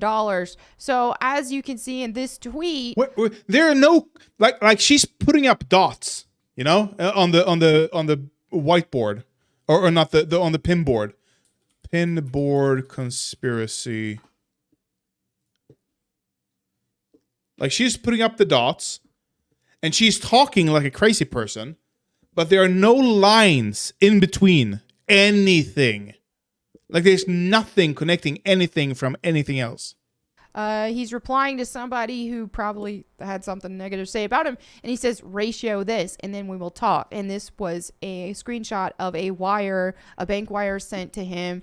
Okay, now what's interesting about this is he says HRT, and it's only been 2 months. There's nothing new here. So from the date that he received this wire of him, 5 days shy of 2 months of him making this tweet, that's suspicious. Just one giant conspiracy, and maybe that's suspicious. No, it's not.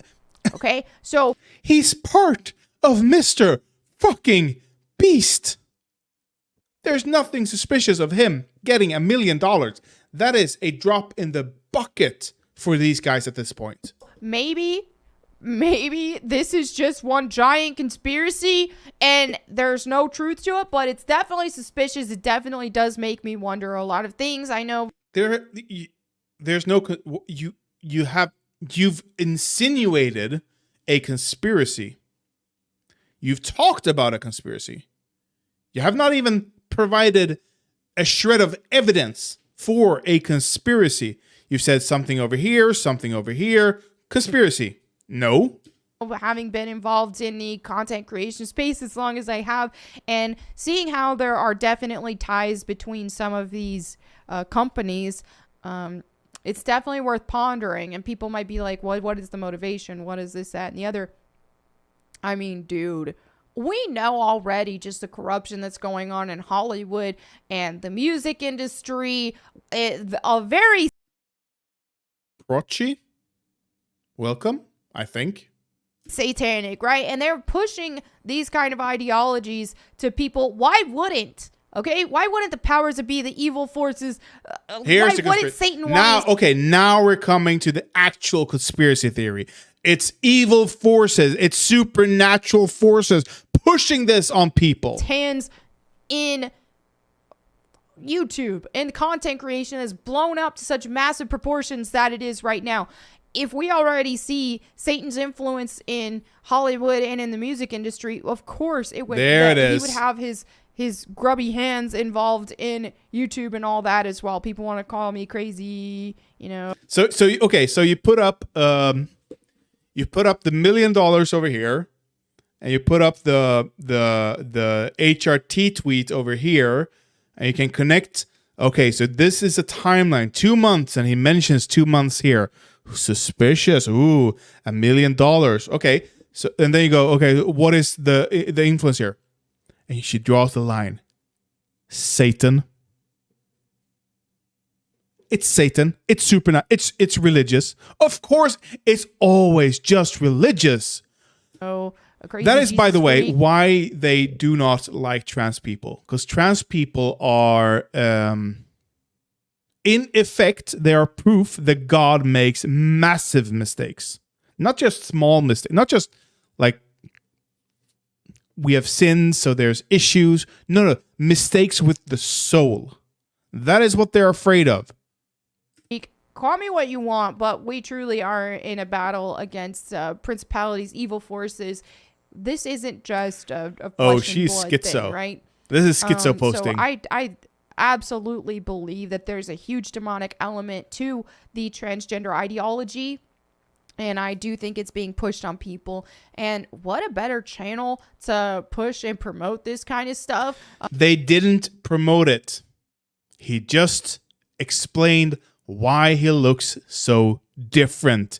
They are making it out as if there was a video on his channel pushing the trans ideology. It wasn't. It was just a tweet where he explained his looks. Looking at the eyes of, corruption and evil here, then the most popular YouTube channel, MrBeast. Obviously, it wasn't MrBeast himself who's going through this stuff, but there's still some involvement there. And then MrBeast is put in a situation to where he feels like he needs to defend his friend, but his channel's also going to take a huge hit in doing so. This is just a bad spot for him in general. His channel is not going to take any hit. My opinion, but I mean, he's got so much money. By the way, let's go to Social Blade again.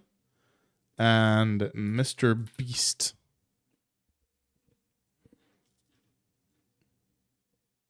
Monthly gained subscribers.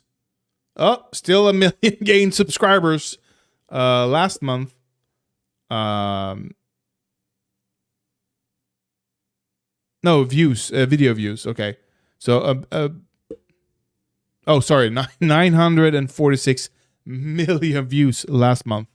3 million subscribers last month. This is before this whole thing blew up. He had a peak, and now he's down to normal levels, slightly higher than the last time, probably. So this is probably gonna start to go up. We'll see. You see here that it's planned. It's reached a normalization, and then it's gonna peak, and then it's gonna reach a normalization and peak, and reach a normalization and peak, and that's a normal thing to happen. Had this been March, had March been had Chris come out in December or January perhaps, they would have flipped the fuck out and called it a victory against trans people because of this. Well, we'll see what happens. We'll see what happens next with the next video. I swear Dylan Mulvaney needs to collaborate with Chris. Yeah, that would be fun. That would be a fun video to make. Throw in contrapoints on that. He's gonna be fine regardless. But like, talk about burying the lead here. She's talking about demonic nothing leading up to this 24-minute video. Nothing leading up to this drop of demonic powers could ever have made me assume that she was talking about demonic powers. that's my take on it. I can't really give that much info beyond that because you don't have like any. I said, I left full screen a long time ago, and I've just been managing myself and being completely independent myself ever since, because you know, there were things I didn't like about full screen. There were things that I didn't like about certain managers that I have worked with who did shady things and I felt like stole money from me. That's a whole other topic. But that's one reason why. And then I had another agency try to sign me a couple years or so. Okay, she's not talking about this anymore. But yeah, she just completely buried the lead there. It's demonic powers. Satan is coming to get ya. I am Satan. I will turn you trans.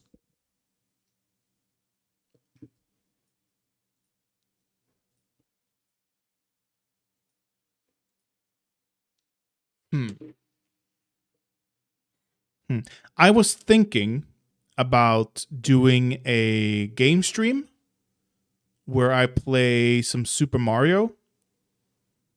But then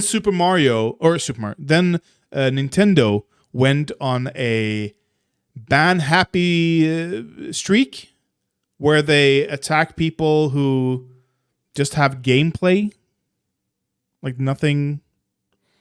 And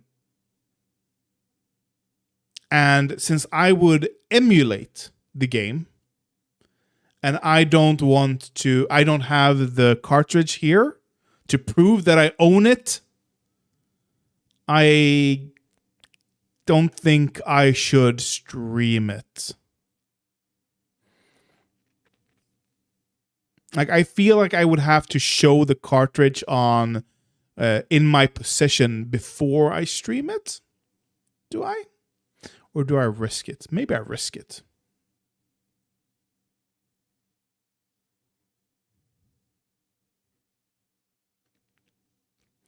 Maybe I risk it. Fuck it. I'm gonna risk it.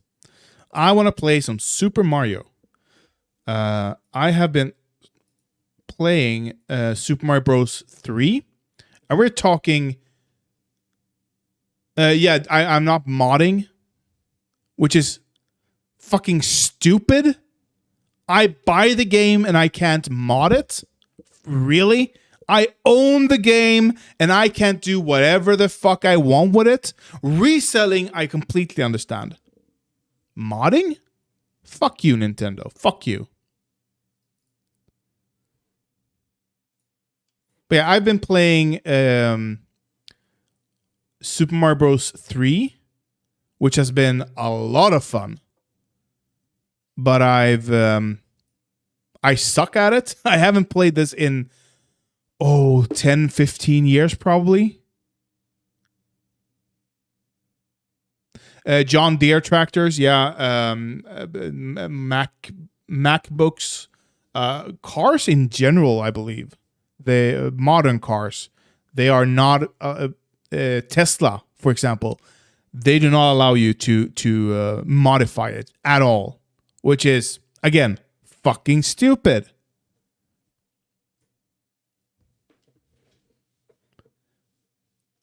Do we have audio? I just wanna... Yeah, we do. Okay. Maybe I just lower it a little.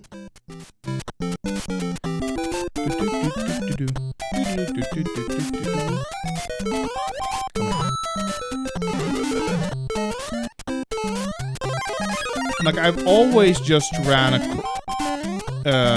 jumped over levels. Where is it?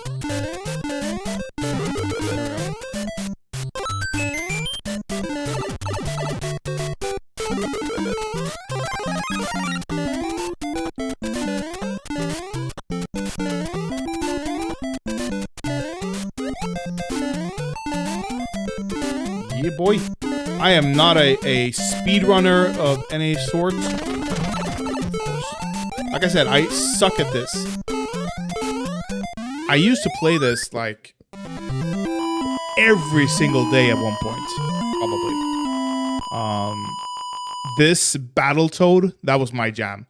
I could never get past the underground levels ever because they were impossible.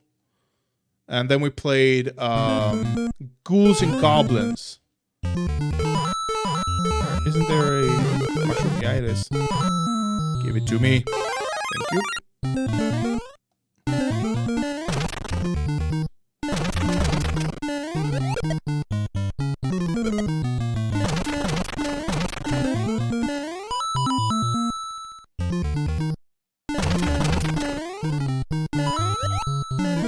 I remember there being something up here. No?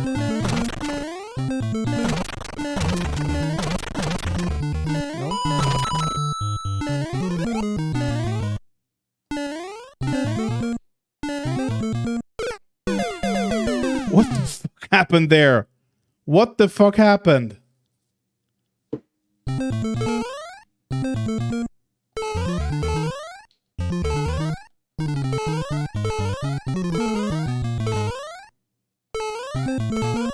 Like here, I've always ran up there and jumped down. I'm not gonna do that anymore because this is a, like, you can skip a few levels here. I'm not gonna do that. I haven't played these levels in forever. And that's what I want to do.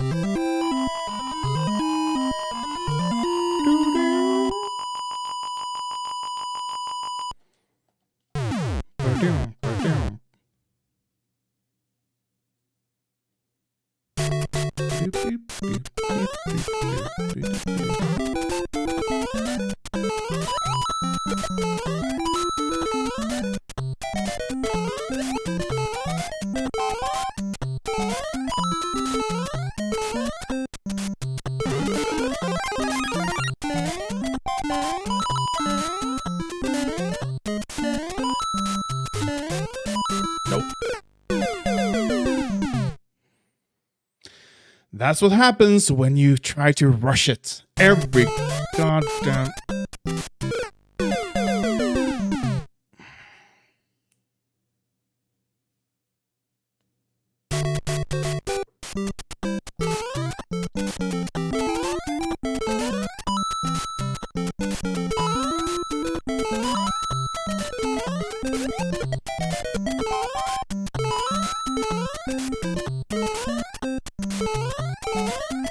Oh, thank God.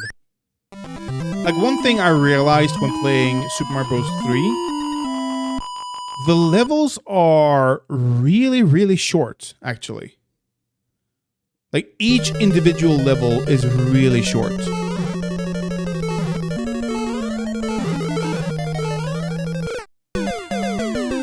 And you can still have 20 ways to die. Game over. Like I said, I fucking suck at this. And there's no continue here, right? I fucking suck at it. I'm sorry. Okay. That's enough. That's enough. I just want to prove how much I sucked at it, okay? I saw this. There's been the Daily Wire offered me $2 million. Alex Novel. He has 1.9K Can you imagine? subscribers. That is nothing if he actually succeeded with this.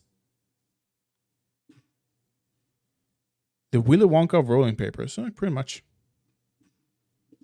So I want to watch this and see what happens.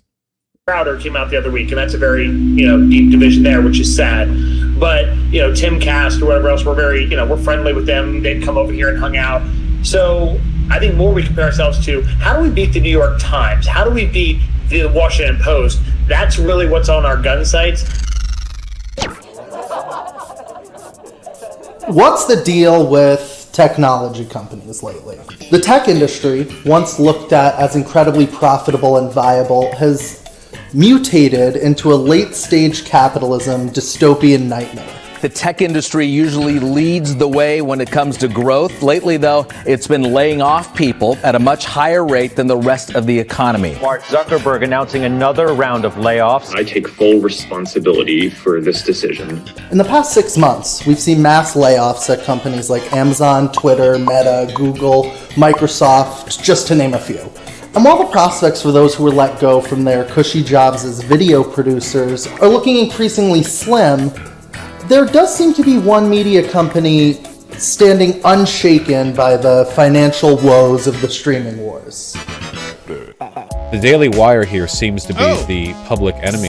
You have to warn me before a Vosh jump scare comes on screen. In this issue, which is kind of interesting because the Daily Wire is so powerful and so well funded. It's 100% that Ben Shapiro is a figurehead. There's some good people at the Daily Wire. I don't want to attack them all, but I'm going to tell you folks, they are worse than the Democrats. Ben Shapiro and all the guys at the Daily Wire who have been on an absolute tear of homophobia and transphobia. These men they've been killing it. There's something going on with them. That's right. The Daily Wire seems to have just a little more cash than they know what to do with, shamelessly throwing it at anyone who will help spread their message of what some would call fascist hate speech, and others would just call good old-fashioned conservative values. In fact, it sort of suggests that if there is a racial bias, broadly speaking on a cultural level right now, it mostly applies to what we would call white people. The only group of people that in this country that are being erased in any kind of meaningful way, historically, are white. To eradicate transgenderism from public life, that would be sufficient to attain that goal. These people are demonic, okay? The trans agenda is demonic. But there was one man, one hero, who said no to the Daily Wire. One true Canadian-American patriot, just a little more racist than the rest. Barack Obama, I'm the president, plowing that ad. You. And not all black people look like fat whores. Just gel together in my head. Matter of fact, I would like to send out gangs of retarded people to lynch pedophiles. But the Daily Wire just couldn't seem to change Steven Crowder's mind, no matter how much money they offered him. Like a true proletariat and workers' rights activist, Comrade Steven Crowder bravely unveiled all the details of his $50 million offer from the Daily Wire. Here's the thing, Daily Wire. Jeremy, and I really do hope that we can talk. The answer is yes, that offer did come from the Daily Wire. I'm not trying to hide that fact. I'm not ashamed of that fact. In fact, I think it's a very good offer. Daily Wire. You missed a tiny leprechaun man? That sounds familiar, but I don't get an image in my head of who you're talking about, actually. Out of themselves very, very quickly. And sure enough, if you see all of the people who work there, some of whom I have relationships with. And Steve and I had always been very friendly. I know Jeremy was even friendlier. I'm personally insulted by Steven's behavior here when he personally recorded a phone call with my best friend, Jeremy Boring, and then proceeded to release that publicly. That is disgusting. Oh, right. Was that the German or the other guy? Yeah. I remember. I don't know if I miss him so much as I never think of him at all. Suggesting that the guidelines aren't terrible. I'm suggesting that if making money off of those platforms is part of how you're justifying the salary you're paying someone, then when those go away, everybody loses money. You can't pay the same amount with less revenue. How about you create a different business model? See, here's the thing, Daily, they keep talking about a business. Well, I walked away from the table because I'm talking like it's about a country, about a movement. You've heard me say this many times. I want to pass the torch. I want there to be someone else to do this. Now, I'm personally no Steven Crowder. I'm not a big fan of mugs, and I have a fully functioning heart. But if the Daily Wire is giving away job offers that big, maybe I could get, I don't know, $2 million? I feel like that's pretty reasonable. It's the Daily Wire! Starring! This guy deserves more than 2K subscribers. Oh my god. Ben Shapiro! These are facts, and facts don't care about your feelings. Jeremy Boring! Our country's in trouble. Conservatives are being canceled by Hollywood, the media, universities. Matt Walsh! Good to be here with my fellow right-wing extremists. It's a very dangerous group here, and I'm happy about that. Candace Owens! We are capitalists. We believe in the free market. Michael Knowles! Transgenderism must be eradicated from public life entirely. Featuring Jordan Peterson! What the hell are we going to do without men? Andrew Clavin! For more spectacular Claveny goodness, like and subscribe. Brett Cooper! When is the good fairy going to come with her magic wand and change my penis into a vagina? Bullshit. That did not happen. And your host. Wait, what? It's a dream she's had since she was 2 years old. When I was 2 years old, I went up to my mom and asked her, when is the good fairy coming to? Host Alex Novo! Thank you. Yeah.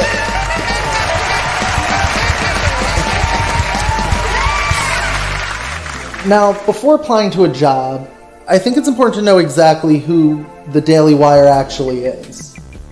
It seems like they just kind of appeared out of nowhere when Trump was president. And while that's not exactly how it happened, it's disturbingly close. See, back in 2013, annoying lawyer and Breitbart columnist Ben Shapiro teamed up with Jeremy Boring, a successful Hollywood producer and close personal friend of Zachary Shazam Levi, to found a company called Truth Revolt. Welcome back, and joining us now is Ben Shapiro, editor-in-chief of Truth Revolt, editor-at-large Breitbart. That camera angle is not flattering for anyone, Ben. News. Conservatives in general in the United States are having a very uphill go of it. They're having a very uphill battle. Truth Revolt was a short-lived, bizarro clone of Media Matters that failed to resecure funding through the David Horowitz Center for Freedom after only a year in existence. Despite this failure, Ben Shapiro and Jeremy Boring had secured tons of fans in the conservative sphere. But perhaps the most important one of those fans was a man by the name of Ferris Wilks. Women do not want weak, immature, pitiful men. That's not something that women used to say. I want to marry a weak, immature, pitiful man. I want to marry a weak, pitiful man. And so, if you're looking for a mate, if you're a young man, well, don't be that kind of person. An expert fracker and kingmaker for the Texas GOP, Ferris Wilks was enamored with the confidence and Hollywood experience behind both Ben and Jeremy, eventually offering them a small, humble seed investment of $4.7 million to start a new company that would be a powerhouse for conservative news and entertainment, the Daily Wire. So in 2015, with almost $5 million in hand, the Daily Wire would literally pop up out of... That is the goofiest I've ever seen, Ben. Like, look at the cosplay. This guy is from New York. This guy is from an elite family. His cousin was playing fucking Matilda.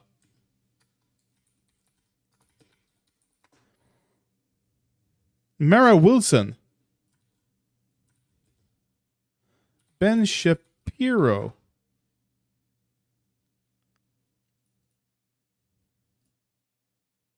Won't speak to her cousin, Ben Shapiro. He is not a nobody. Out of nowhere. He is not a Texan. He is a New York elite. Or is it Los Angeles elite? I think he grew up in New York. I'm not dog whistling here, by the way. I know it sounds like it, but I'm not dog whistling. Ben Shapiro.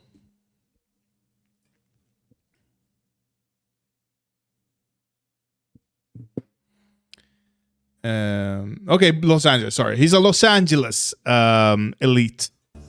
Hi, black people. If you're like 7 in 10 Americans, you probably haven't heard anything at all about Planned Parenthood killing unborn babies and then selling their body parts to the highest bidder. While most people online seem to automatically associate Ben Shapiro as the leader of the Daily Wire, the company's internal culture seems to actually favor Jeremy, the boring man himself. Employees at the Daily Wire don't even refer to Jeremy by name, actually. Instead, they call him the God King.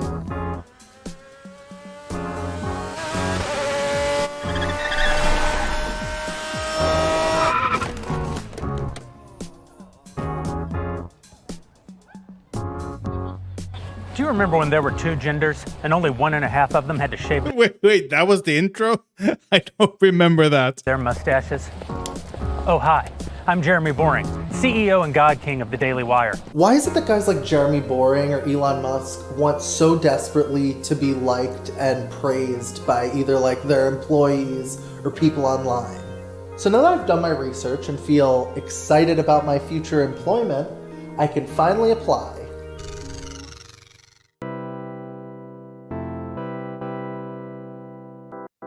How many views?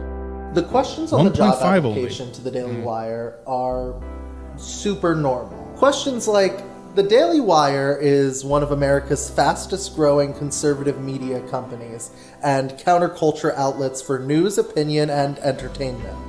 Would you be comfortable working in a work environment that produces content that is political and conservative in nature? Would you? Or what about with regard to COVID? How comfortable are you working in an office during this time? These questions fall into a category that I'm going to call yes or no questions. And sure, there's nothing wrong with wanting to hire like-minded individuals for your company, necessarily, but you do end up building an office filled with sycophantic megalomaniacs who hate gay and trans folks. But I guess that's kind of what they're going for over at the Daily Wire. White people generally are the least racist people on earth. I mean that in a very technical way. All of us today would be in a worse spot if slavery never existed at all across the entire globe. The next step to getting hired at the Daily Wire is what they call a one-way video interview. Hi there, my name is and I'm one of the recruiters here at the Daily Wire. I want to personally thank you for your interest in working with us. Since 2015, we've been on a mission to impact and influence American culture. Conservative in nature, we are in search of hungry, humble, and smart individuals. Our teams are non-traditional in a sense that they actively try to break things, literally every day. We think differently, are entrepreneurial in our approach, and never settle for the status quo, because we are excited about the challenge and are all here for something bigger than ourselves. Your interview will begin shortly. I guess this is their chance to see how familiar I am with the Daily Wire brand, but also to make sure that I'll aesthetically fit in with the diverse community at the Daily Wire. So now it's time for the big interview. My chance to make my future bosses at the Daily Wire see that I could be a valuable and agreeable worker. But I had to fit the part. Me? Why is your... Alex, what is this? What is all this? The website did not look like this. This is uploaded in 1080p.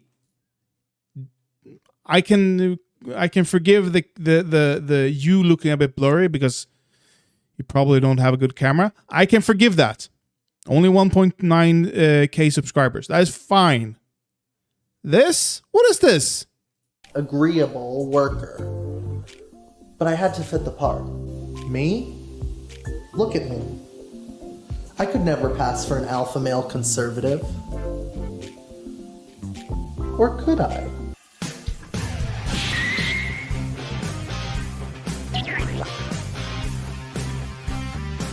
Stop treating me like an assemblage of body parts. I'm a human with a soul. I'm a human with feelings. So you stop that right now, Internet. What are you Shaking with doing, confidence Alex? and alpha male strength, I joined the video call, ready to meet with the Daily Wire's director of post-production. We're excited you had time to do an interview with us today. Right now, we have a few different jobs open. Some of them definitely have to do with YouTube content and growing that YouTube content. And then also now as we make mini docs or other smaller shows like Jordan Peterson's Dragons, Monsters, and Men, or things of that nature, there's a few different projects I'd be interested in you working on. So you know the role that I'd envision for someone like yourself would be like, how can you work across a variety? Where it'd be like, okay, well, Candace has a new episode of something with a famous celebrity coming out tomorrow. Well, let's see. Let's see if Alex can do the trailer for that, and he can pop out a trailer in 2 days that's really badass. Then also now you go back to editing a documentary on whatever it is, or maybe it's a YouTube video that's silly from Michael Knowles. For me, my goal with the team is like, how do we become as good or be as good consistently as the New York Times? So how Hitler do I need to be to work? I don't. I think he's gonna try and goat them into just be straight. He's just gonna be straight to make them look like fools. Times or Vox or Vice or whoever it is, and be often. For me, I'm always pushing us to be more edgy and more interesting. I don't want to be the conservative media that our parents had. It's like, how can we be edgy as possible? And then when the people above us tell us we need to back off a little bit, then we'll do that. But try to be as edgy as we can. You know, politics aside, you guys are a company that has one of the widest reaches on the internet. If you go on YouTube, you will have a very difficult time finding something that's not touched by the Daily Wire. No, I appreciate it. I agree with all that. For me, and know that one of the things that we emphasize here is that people don't have to be ideologically aligned to work here. There's a guy, he just left working here to take a cool opportunity, but he worked here for 3-4 years, and he had the Andrew Yang stickers and all kinds of different, all kinds of different. Because Andrew Yang is such a socialist, he has not been exposed as a fucking conservative. No. He is a liberal. Oh yes. Different views, and there's nothing wrong with that. We're all welcome to that. It's more just we want to ask because we want people to feel comfortable. Because I can't tell you, we've gone through a number of interviews. We get all the way to the end, like, hey, here's a job offer. You want to come in? They're like, I don't know if I feel comfortable with the content. We're like, but we talked about this. So they're applying for the Daily fucking Wire. How they have to know about the content going in. So you know what I mean? It's more just seeing like that aspect more than anything else is the reason I asked. Yeah, totally. Pivoting from there a little bit, what kind of people annoy you the most, and how do you handle them? Oh, that is not a I hate the woke people kind of answer. No. What kind of people annoy me the most? Oh, it's so cringy.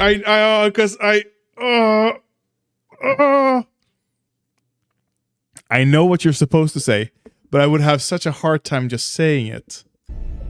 I mean, probably the liberals. Okay, cool. As far as being successful within the team, I think one of So they're a company that is fully okay with people having different opinions. Perfectly fine. And they're also fine with people hating on liberals. the things we're really big into, I know we're really big into, is we're really into the no assholes theory. We're really down to like, hey, we all get along. I think the company as a whole has that pretty much, not official policy, but like there's a lot of lovely people that work here. We work really hard. It's a really startup environment, but everybody gets along. It's like the nicest people in the world to work with. And that's it. That's just lovely to work alongside people that are helpful and useful and things of that nature. I'm really excited for just the COO was talking the other day, just like the next 4, 5, 6 months for us. They just have all these huge ideas about things they want to do, and just like the company's going to feel so explosive for the next like 6 months. And like as I hear some of that, it's like, hey, you can feel two different ways. I would say me in my first year working here, I'd be a little scared, like, oh, the 6 months, because I know the level of work that they're going to give us in the next 6 months is going to be intense. The part of me that's now, it's like you accept it's going to be intense. It's also going to be awesome. That part I love deeply. And so it's like, how do we find work-life balance while also doing all this cool shit? Yeah, totally. I look for, like, and even now, they talk about the next 6 months, I'm jacked about it. It's like, okay, let's see what we got. It's going to be fun. That's my goal. Nice. All right, I appreciate that. Thanks so much. Yeah, of course. Love it. And thank you so much, Alex. It's been lovely to chat with you, my man. Yeah, it's been really great. Thanks for taking the time. Of course, man. All right, well, you have a great day, dude. After the interview, I was starting to feel like maybe this whole video was a bad idea. I mean, he seemed like a genuinely nice guy, except for that weird part where he quoted the Bible to me. It was it one St. Paul. What? St. Paul says the gospel is preached, and so I'm happy. But other than that, he seems like a hardworking guy who cares about what he does. I continued feeling like that for about, 5 more minutes. And then I looked him up on Twitter, and I saw how much he hates gay people. Of course. And weirdly, that made me feel a lot better about the whole situation. But seriously, let's talk ethics for a minute. Recording conversations without informing all parties is not something society would call ethical. I think lots of conservatives watching this might say something like, "Why are you doing this?" or "That's illegal." In fact, some government fat cat regulators would even say that it's wiretapping, or some other silly term. For all these reasons and more, I made sure to properly inform my prospective new bosses that I was recording our conversation. I was doing some screen recording. What'd you say? Okay, cool. I was doing some screen recording. What'd you say? What'd you say? Okay, cool. Ladies and gentlemen, we got him. Okay, so a few hours after my interview, I got an email from the Daily Wire's internal recruiter with some documents they wanted me to sign. One of these documents was an NDA. Ugh, the dreaded NDA. Non-disclosure agreements are infamous in the entertainment industry, not only for suppressing the free speech of workers in the business, but also holding them financially responsible for any supposed damages perceived by the company. And that's exactly the type of agreement that the Daily Wire served me with. There's a lot of language about keeping confidential information private, your run-of-the-mill NDA stuff, basically. But then, there was this cheeky little line right here. Consultant acknowledges that the unauthorized use or disclosure of company's confidential information would cause company to incur irreparable harm and significant damages, the degree of which may be difficult to ascertain. Accordingly, consultant agrees that company will have the right to obtain immediate equitable relief to enjoin any unauthorized use or disclosure of its confidential information. So what do? I mean, I obviously can't sign this agreement. Or can I? You know, contracts are funny things. If you don't like something in a contract that you're supposed to sign... This is true. Okay, you can just cross it out or remove it. There was a famous... I know what he's doing here. There was a famous case where a bank tricked with new contract.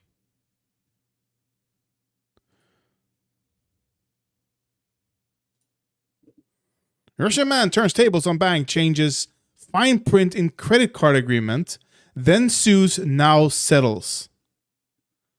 In Soviet Russia, bank pays customer bills, or at least one might. Dmitry Agro said that in 2008, he received a letter from Tinkoff Credit System in his mailbox. It was a credit card application with an agreement contract enclosed, much like the application Americans receive daily from Visa, MasterCard, Express, and or Discovery. Agrakov filled the form and returned the signed application, though what he sent back was not exactly the same document that the bank had sent him. So he changed the document, and they were forced to pay him money. That's easy. Just delete it.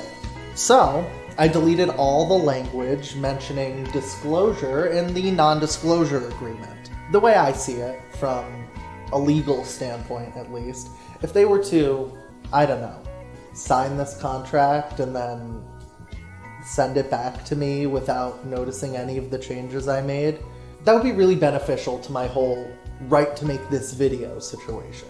So you have no idea how excited I was when they did exactly that. Signed it right there. The bottom of the contract that they didn't even read. Never, ever, ever sign a contract you haven't read. Ever. Today is the day of the big edit test. I woke up to an email with all the juicy details. The challenge. Edit 2 videos featuring the man, the myth, the legend, Ben Shapiro. First, a classic episode of Ben Shapiro Debunked, where Ben smashes liberal ideologies with facts and logic. So which topic will Ben be debunking this week? Critical race theory is an outgrowth from the 1960s argument made by racial radicals that America's institutions were irrevocably shot through with racism, unfixable and worthy of destruction. So my first challenge is just a simple debunking critical race theory.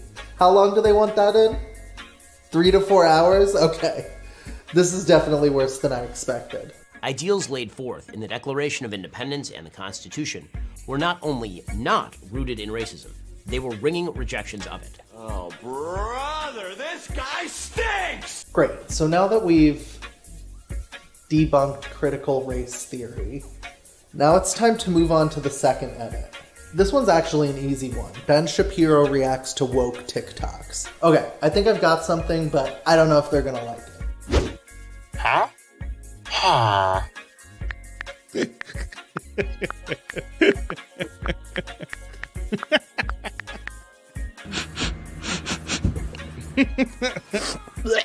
Stinky.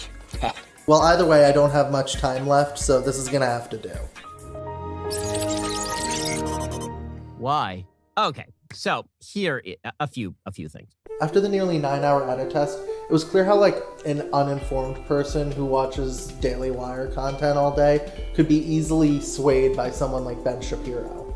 The brain rot of watching so much Daily Wire content that at a certain point, even if you aren't aligned with their politics, you've talked about it so much and know all the personalities there, and that's exactly what they want. They want to be as common as the New York Times or Netflix or HBO. I want to be like, how can we be bigger than the New York Times? I think the company is very much of that mindset. Our site's set on HBO and Netflix. It's amazing the amount of hoops that the Daily Wire makes you jump through in order to get a job there. Doing job interviews and edit tests and just emailing back and forth with these people. All for a job that I don't even want. About a week later, I hear back from the recruiter about setting up the final interview. They told me during the first interview that if I made it this far, I'm basically guaranteed an offer. But will it be the $2 million that I set out for? We'll have to wait and see. If you do not deliver, Alex, if you do not deliver on this, then fuck you. That's the gang for today. So Alex, we're all pretty up to speed, with your work samples, the test. Viewed that. Everyone has been able to review your Spark Hire screen, so we definitely got some great background here. But just to kick things off, you've been with previously some companies that are definitely more left-leaning, and I know, and sorry I haven't gotten back to you on this, but I know there was we were trying to work around how could we potentially get in touch with references, but also you don't want to burn bridges. I understand that kind of conundrum there. So I guess kind of two-part question. How would you feel making the transition from those kinds of organizations to obviously Daily Wire, openly politically right-leaning? And if you were to come on board with us, would you have concerns about post Daily Wire losing opportunities because of having Daily Wire on your resume? You guys are a lot more accepting of people who have different ideas. And I think a lot of these left-leaning organizations, they are not as accepting of people who have open ideas, which is why, I'm sitting here in the first place. When I go to work for a company, I want to sit down and do my job. Regardless of what the company's mission is, I want to be able to be, number one, before anything, a worker. We certainly don't want anyone coming on board who, if they had to, animate or edit a certain video, they would be like, they wouldn't feel comfortable doing it because it's so, in conflict with what they believe, For me, looking through your edit tests and things like that, and even looking through your YouTube channel, it's clear what I like most about you thus far is you have a lot of interesting ideas. The ideas I really love, but some of the technical things, as far as I'd want to work on tightening up some of those. And, I can go into more detail about that, but make sure the general idea is something that you're comfortable with. Totally. But yeah, just wanted to at least bring that up, as that was one of my thoughts going into this, based on the type of work I'm interested in you doing if we bring you on board. And this is the last round here. We're at Wednesday, so you should have an update from me by the end of this week. All right, thank you so much. I really appreciate it. Look forward to hearing from you guys. Thanks so much, Alex. Thanks, Alex. See ya. Talk to you soon. Bye. So they looked over his channel? Like, don't get me wrong. I've never seen... I don't know when this interview was done. But here we have Kanye West and the Illinois Nazis. I'm guessing this is a critical video.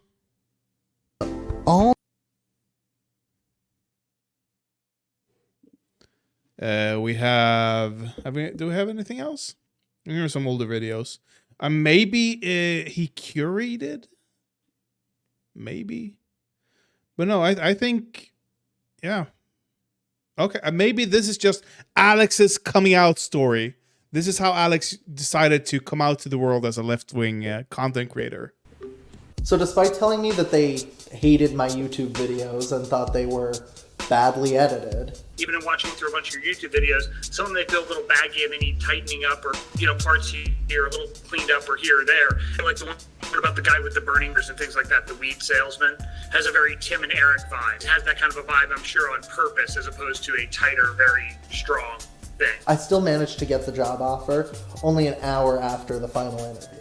Hey Alex, this is calling from the Daily Wire. I just want to say thanks so much again for taking the time to do a final interview with us this afternoon or earlier today, and actually calling to let you know we wanted to offer you the video editor position. So, did they offer me the $2 million? $1 million? $100,000?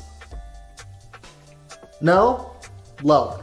Much lower. The Daily Wire offered me $62,000 with an extra $23,000 that I could earn working overtime. And I'll kind of give you a little bit of a breakdown of the pay structure. This is a non-exempt position, meaning it's hourly and you'd be eligible for overtime. What? This doesn't make any sense. How come Steven Crowder gets offered $50 million? He's constantly getting banned from YouTube, and his heart literally doesn't work. He could drop dead at any minute. There's got to be some way that I can convince them I'm worth more than $60K. Maybe the fact that I don't have a heart condition could somehow increase my value to the Daily Wire. But how do I prove that? Alex? Yeah, hi, how are you? Hey, good, how's it going? Great. Nice to meet you. Nice to meet you too. Sorry I forgot the message. No worries. Good to see you. Good to see you too. Yeah, welcome to the office. So I went to the doctor, hoping to get a recommendation letter for my heart that I could use to bargain for the extra $1.92 million. Okay? I'm bleeding. Okay, scared me at first.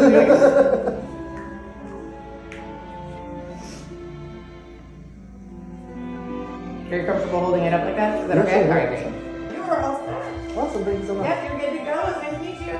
Okay, so now that I have a letter from my doctor affirming my peak physical condition, I think I can finally come back with a counteroffer to the Daily Wire.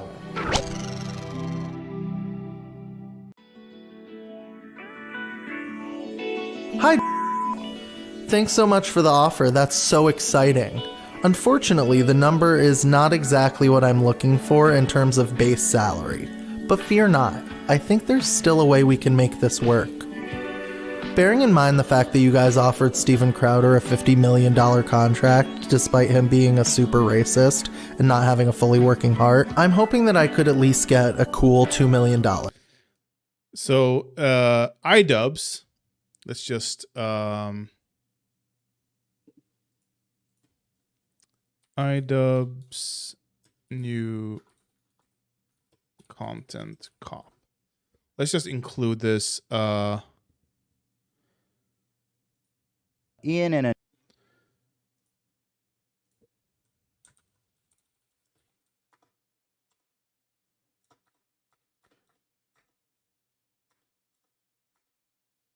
There we go. My true passions, making content cops. Well, that's Is that it? There's one more. There we go. Would never content cop you. Nope. Okay.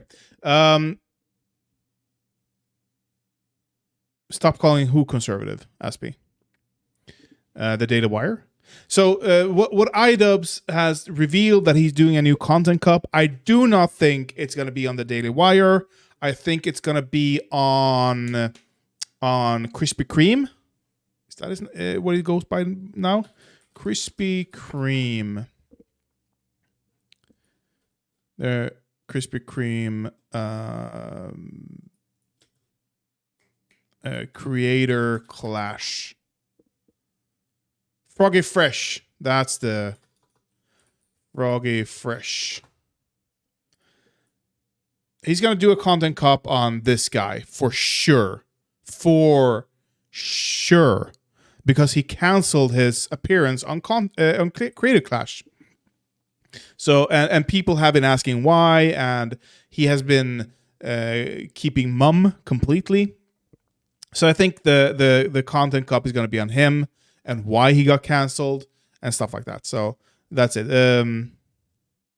But I wonder, yeah, Aspie, who are you talking about? Who should we start?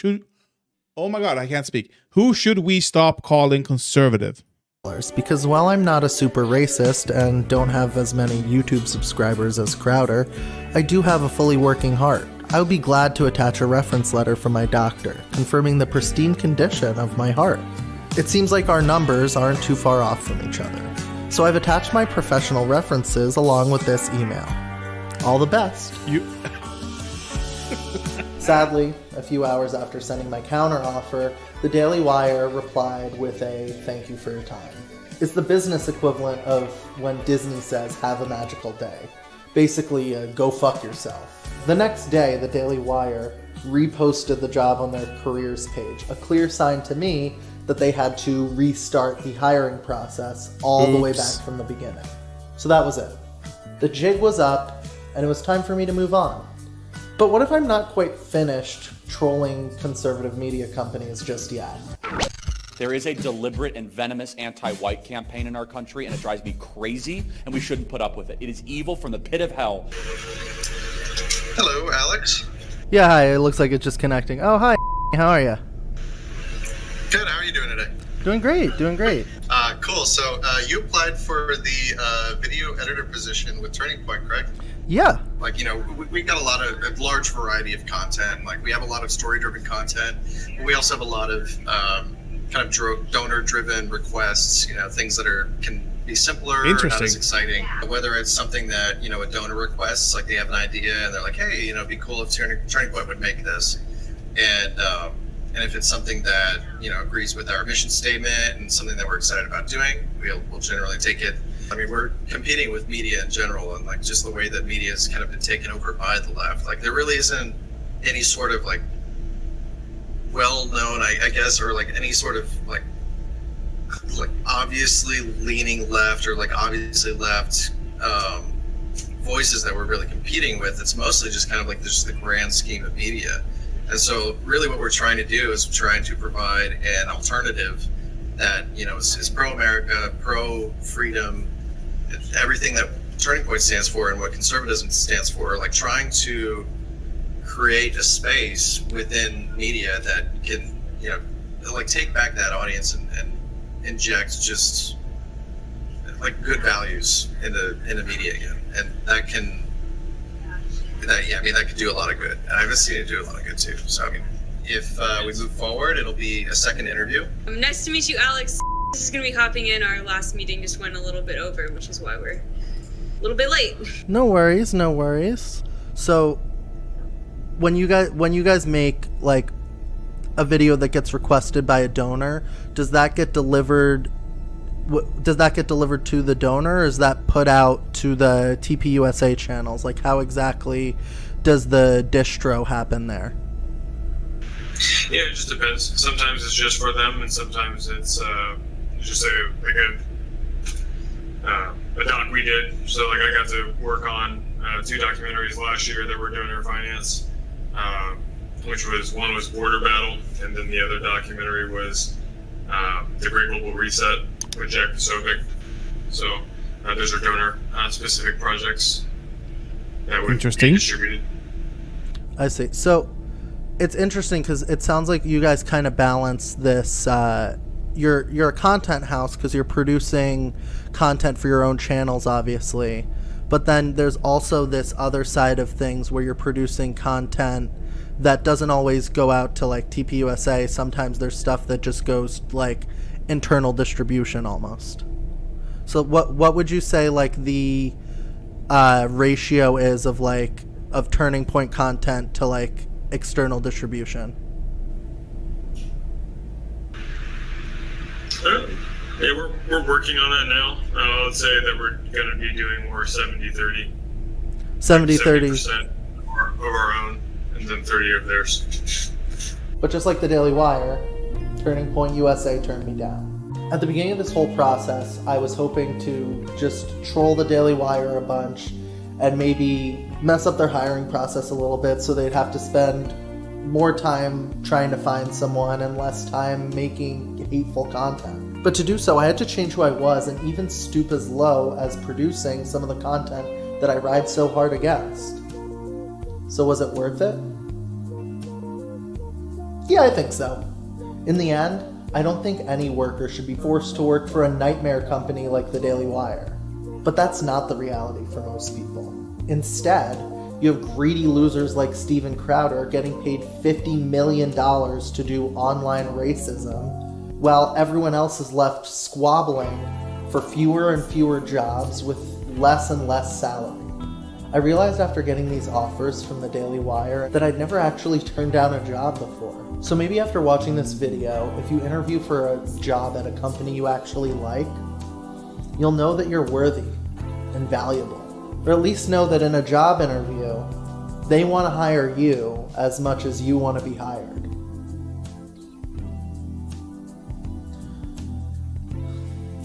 I hope you do. Okay, that was a good video. Alex, you definitely deserve more than 2K subscribers.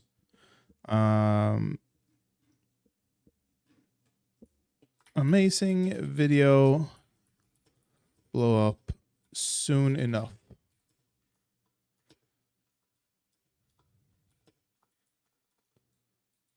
And then you'll be able to buy a better camera. I hope. Okay, I've never done something like that. I've never just watched a video to watch a video. I want to try it. But Aspie, you just come in here, stop calling them conservatives, and then you leave? Is that it? Just in and out? Nothing more to say?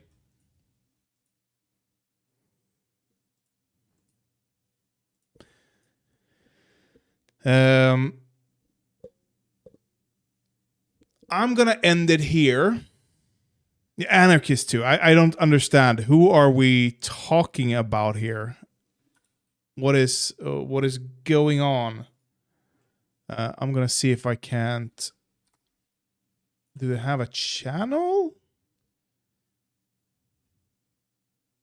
Autistic anarchist? No. Doesn't seem like it.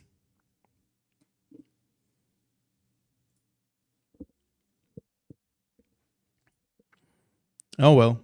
I'm like I said, I'm gonna end it here. I have some things I need to do before my girlfriend gets home. But I will be streaming tomorrow. Yes, I will. I will. Oh, here. Yes, I'm going about it. we don't understand the context of you saying stop calling them conservatives. Why are you? What's the deal? What are you? What's the deal with stop calling them conservatives? Are they not conservatives? Who are we talking? Who are they?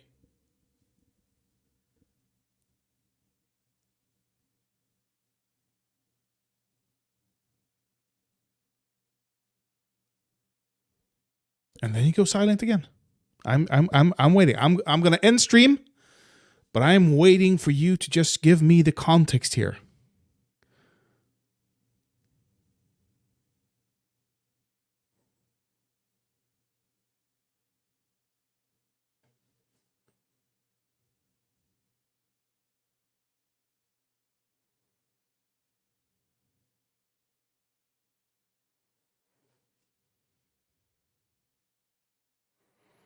I'm just waiting. There's nothing gonna happen here. I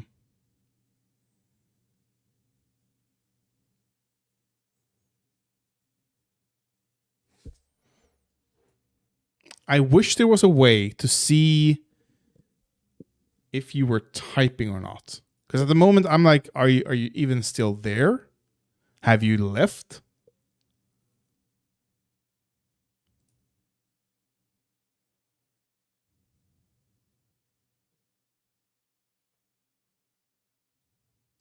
Okay, hey, feel free to join me tomorrow and tell me to shut up then, okay? But I'm going to end it here, and I'll probably be streaming tomorrow starting around 12 p.m. here. An anarchist mad about me calling conservative nationalists fascists conservatives. Yeah, I that's the only context I can derive from this as well. And it makes me kind of, it's kind of weird. But we'll see. Comment down below with the contact, Aspie, and I'll talk about it tomorrow, maybe. Bye-bye. See you then. Peace.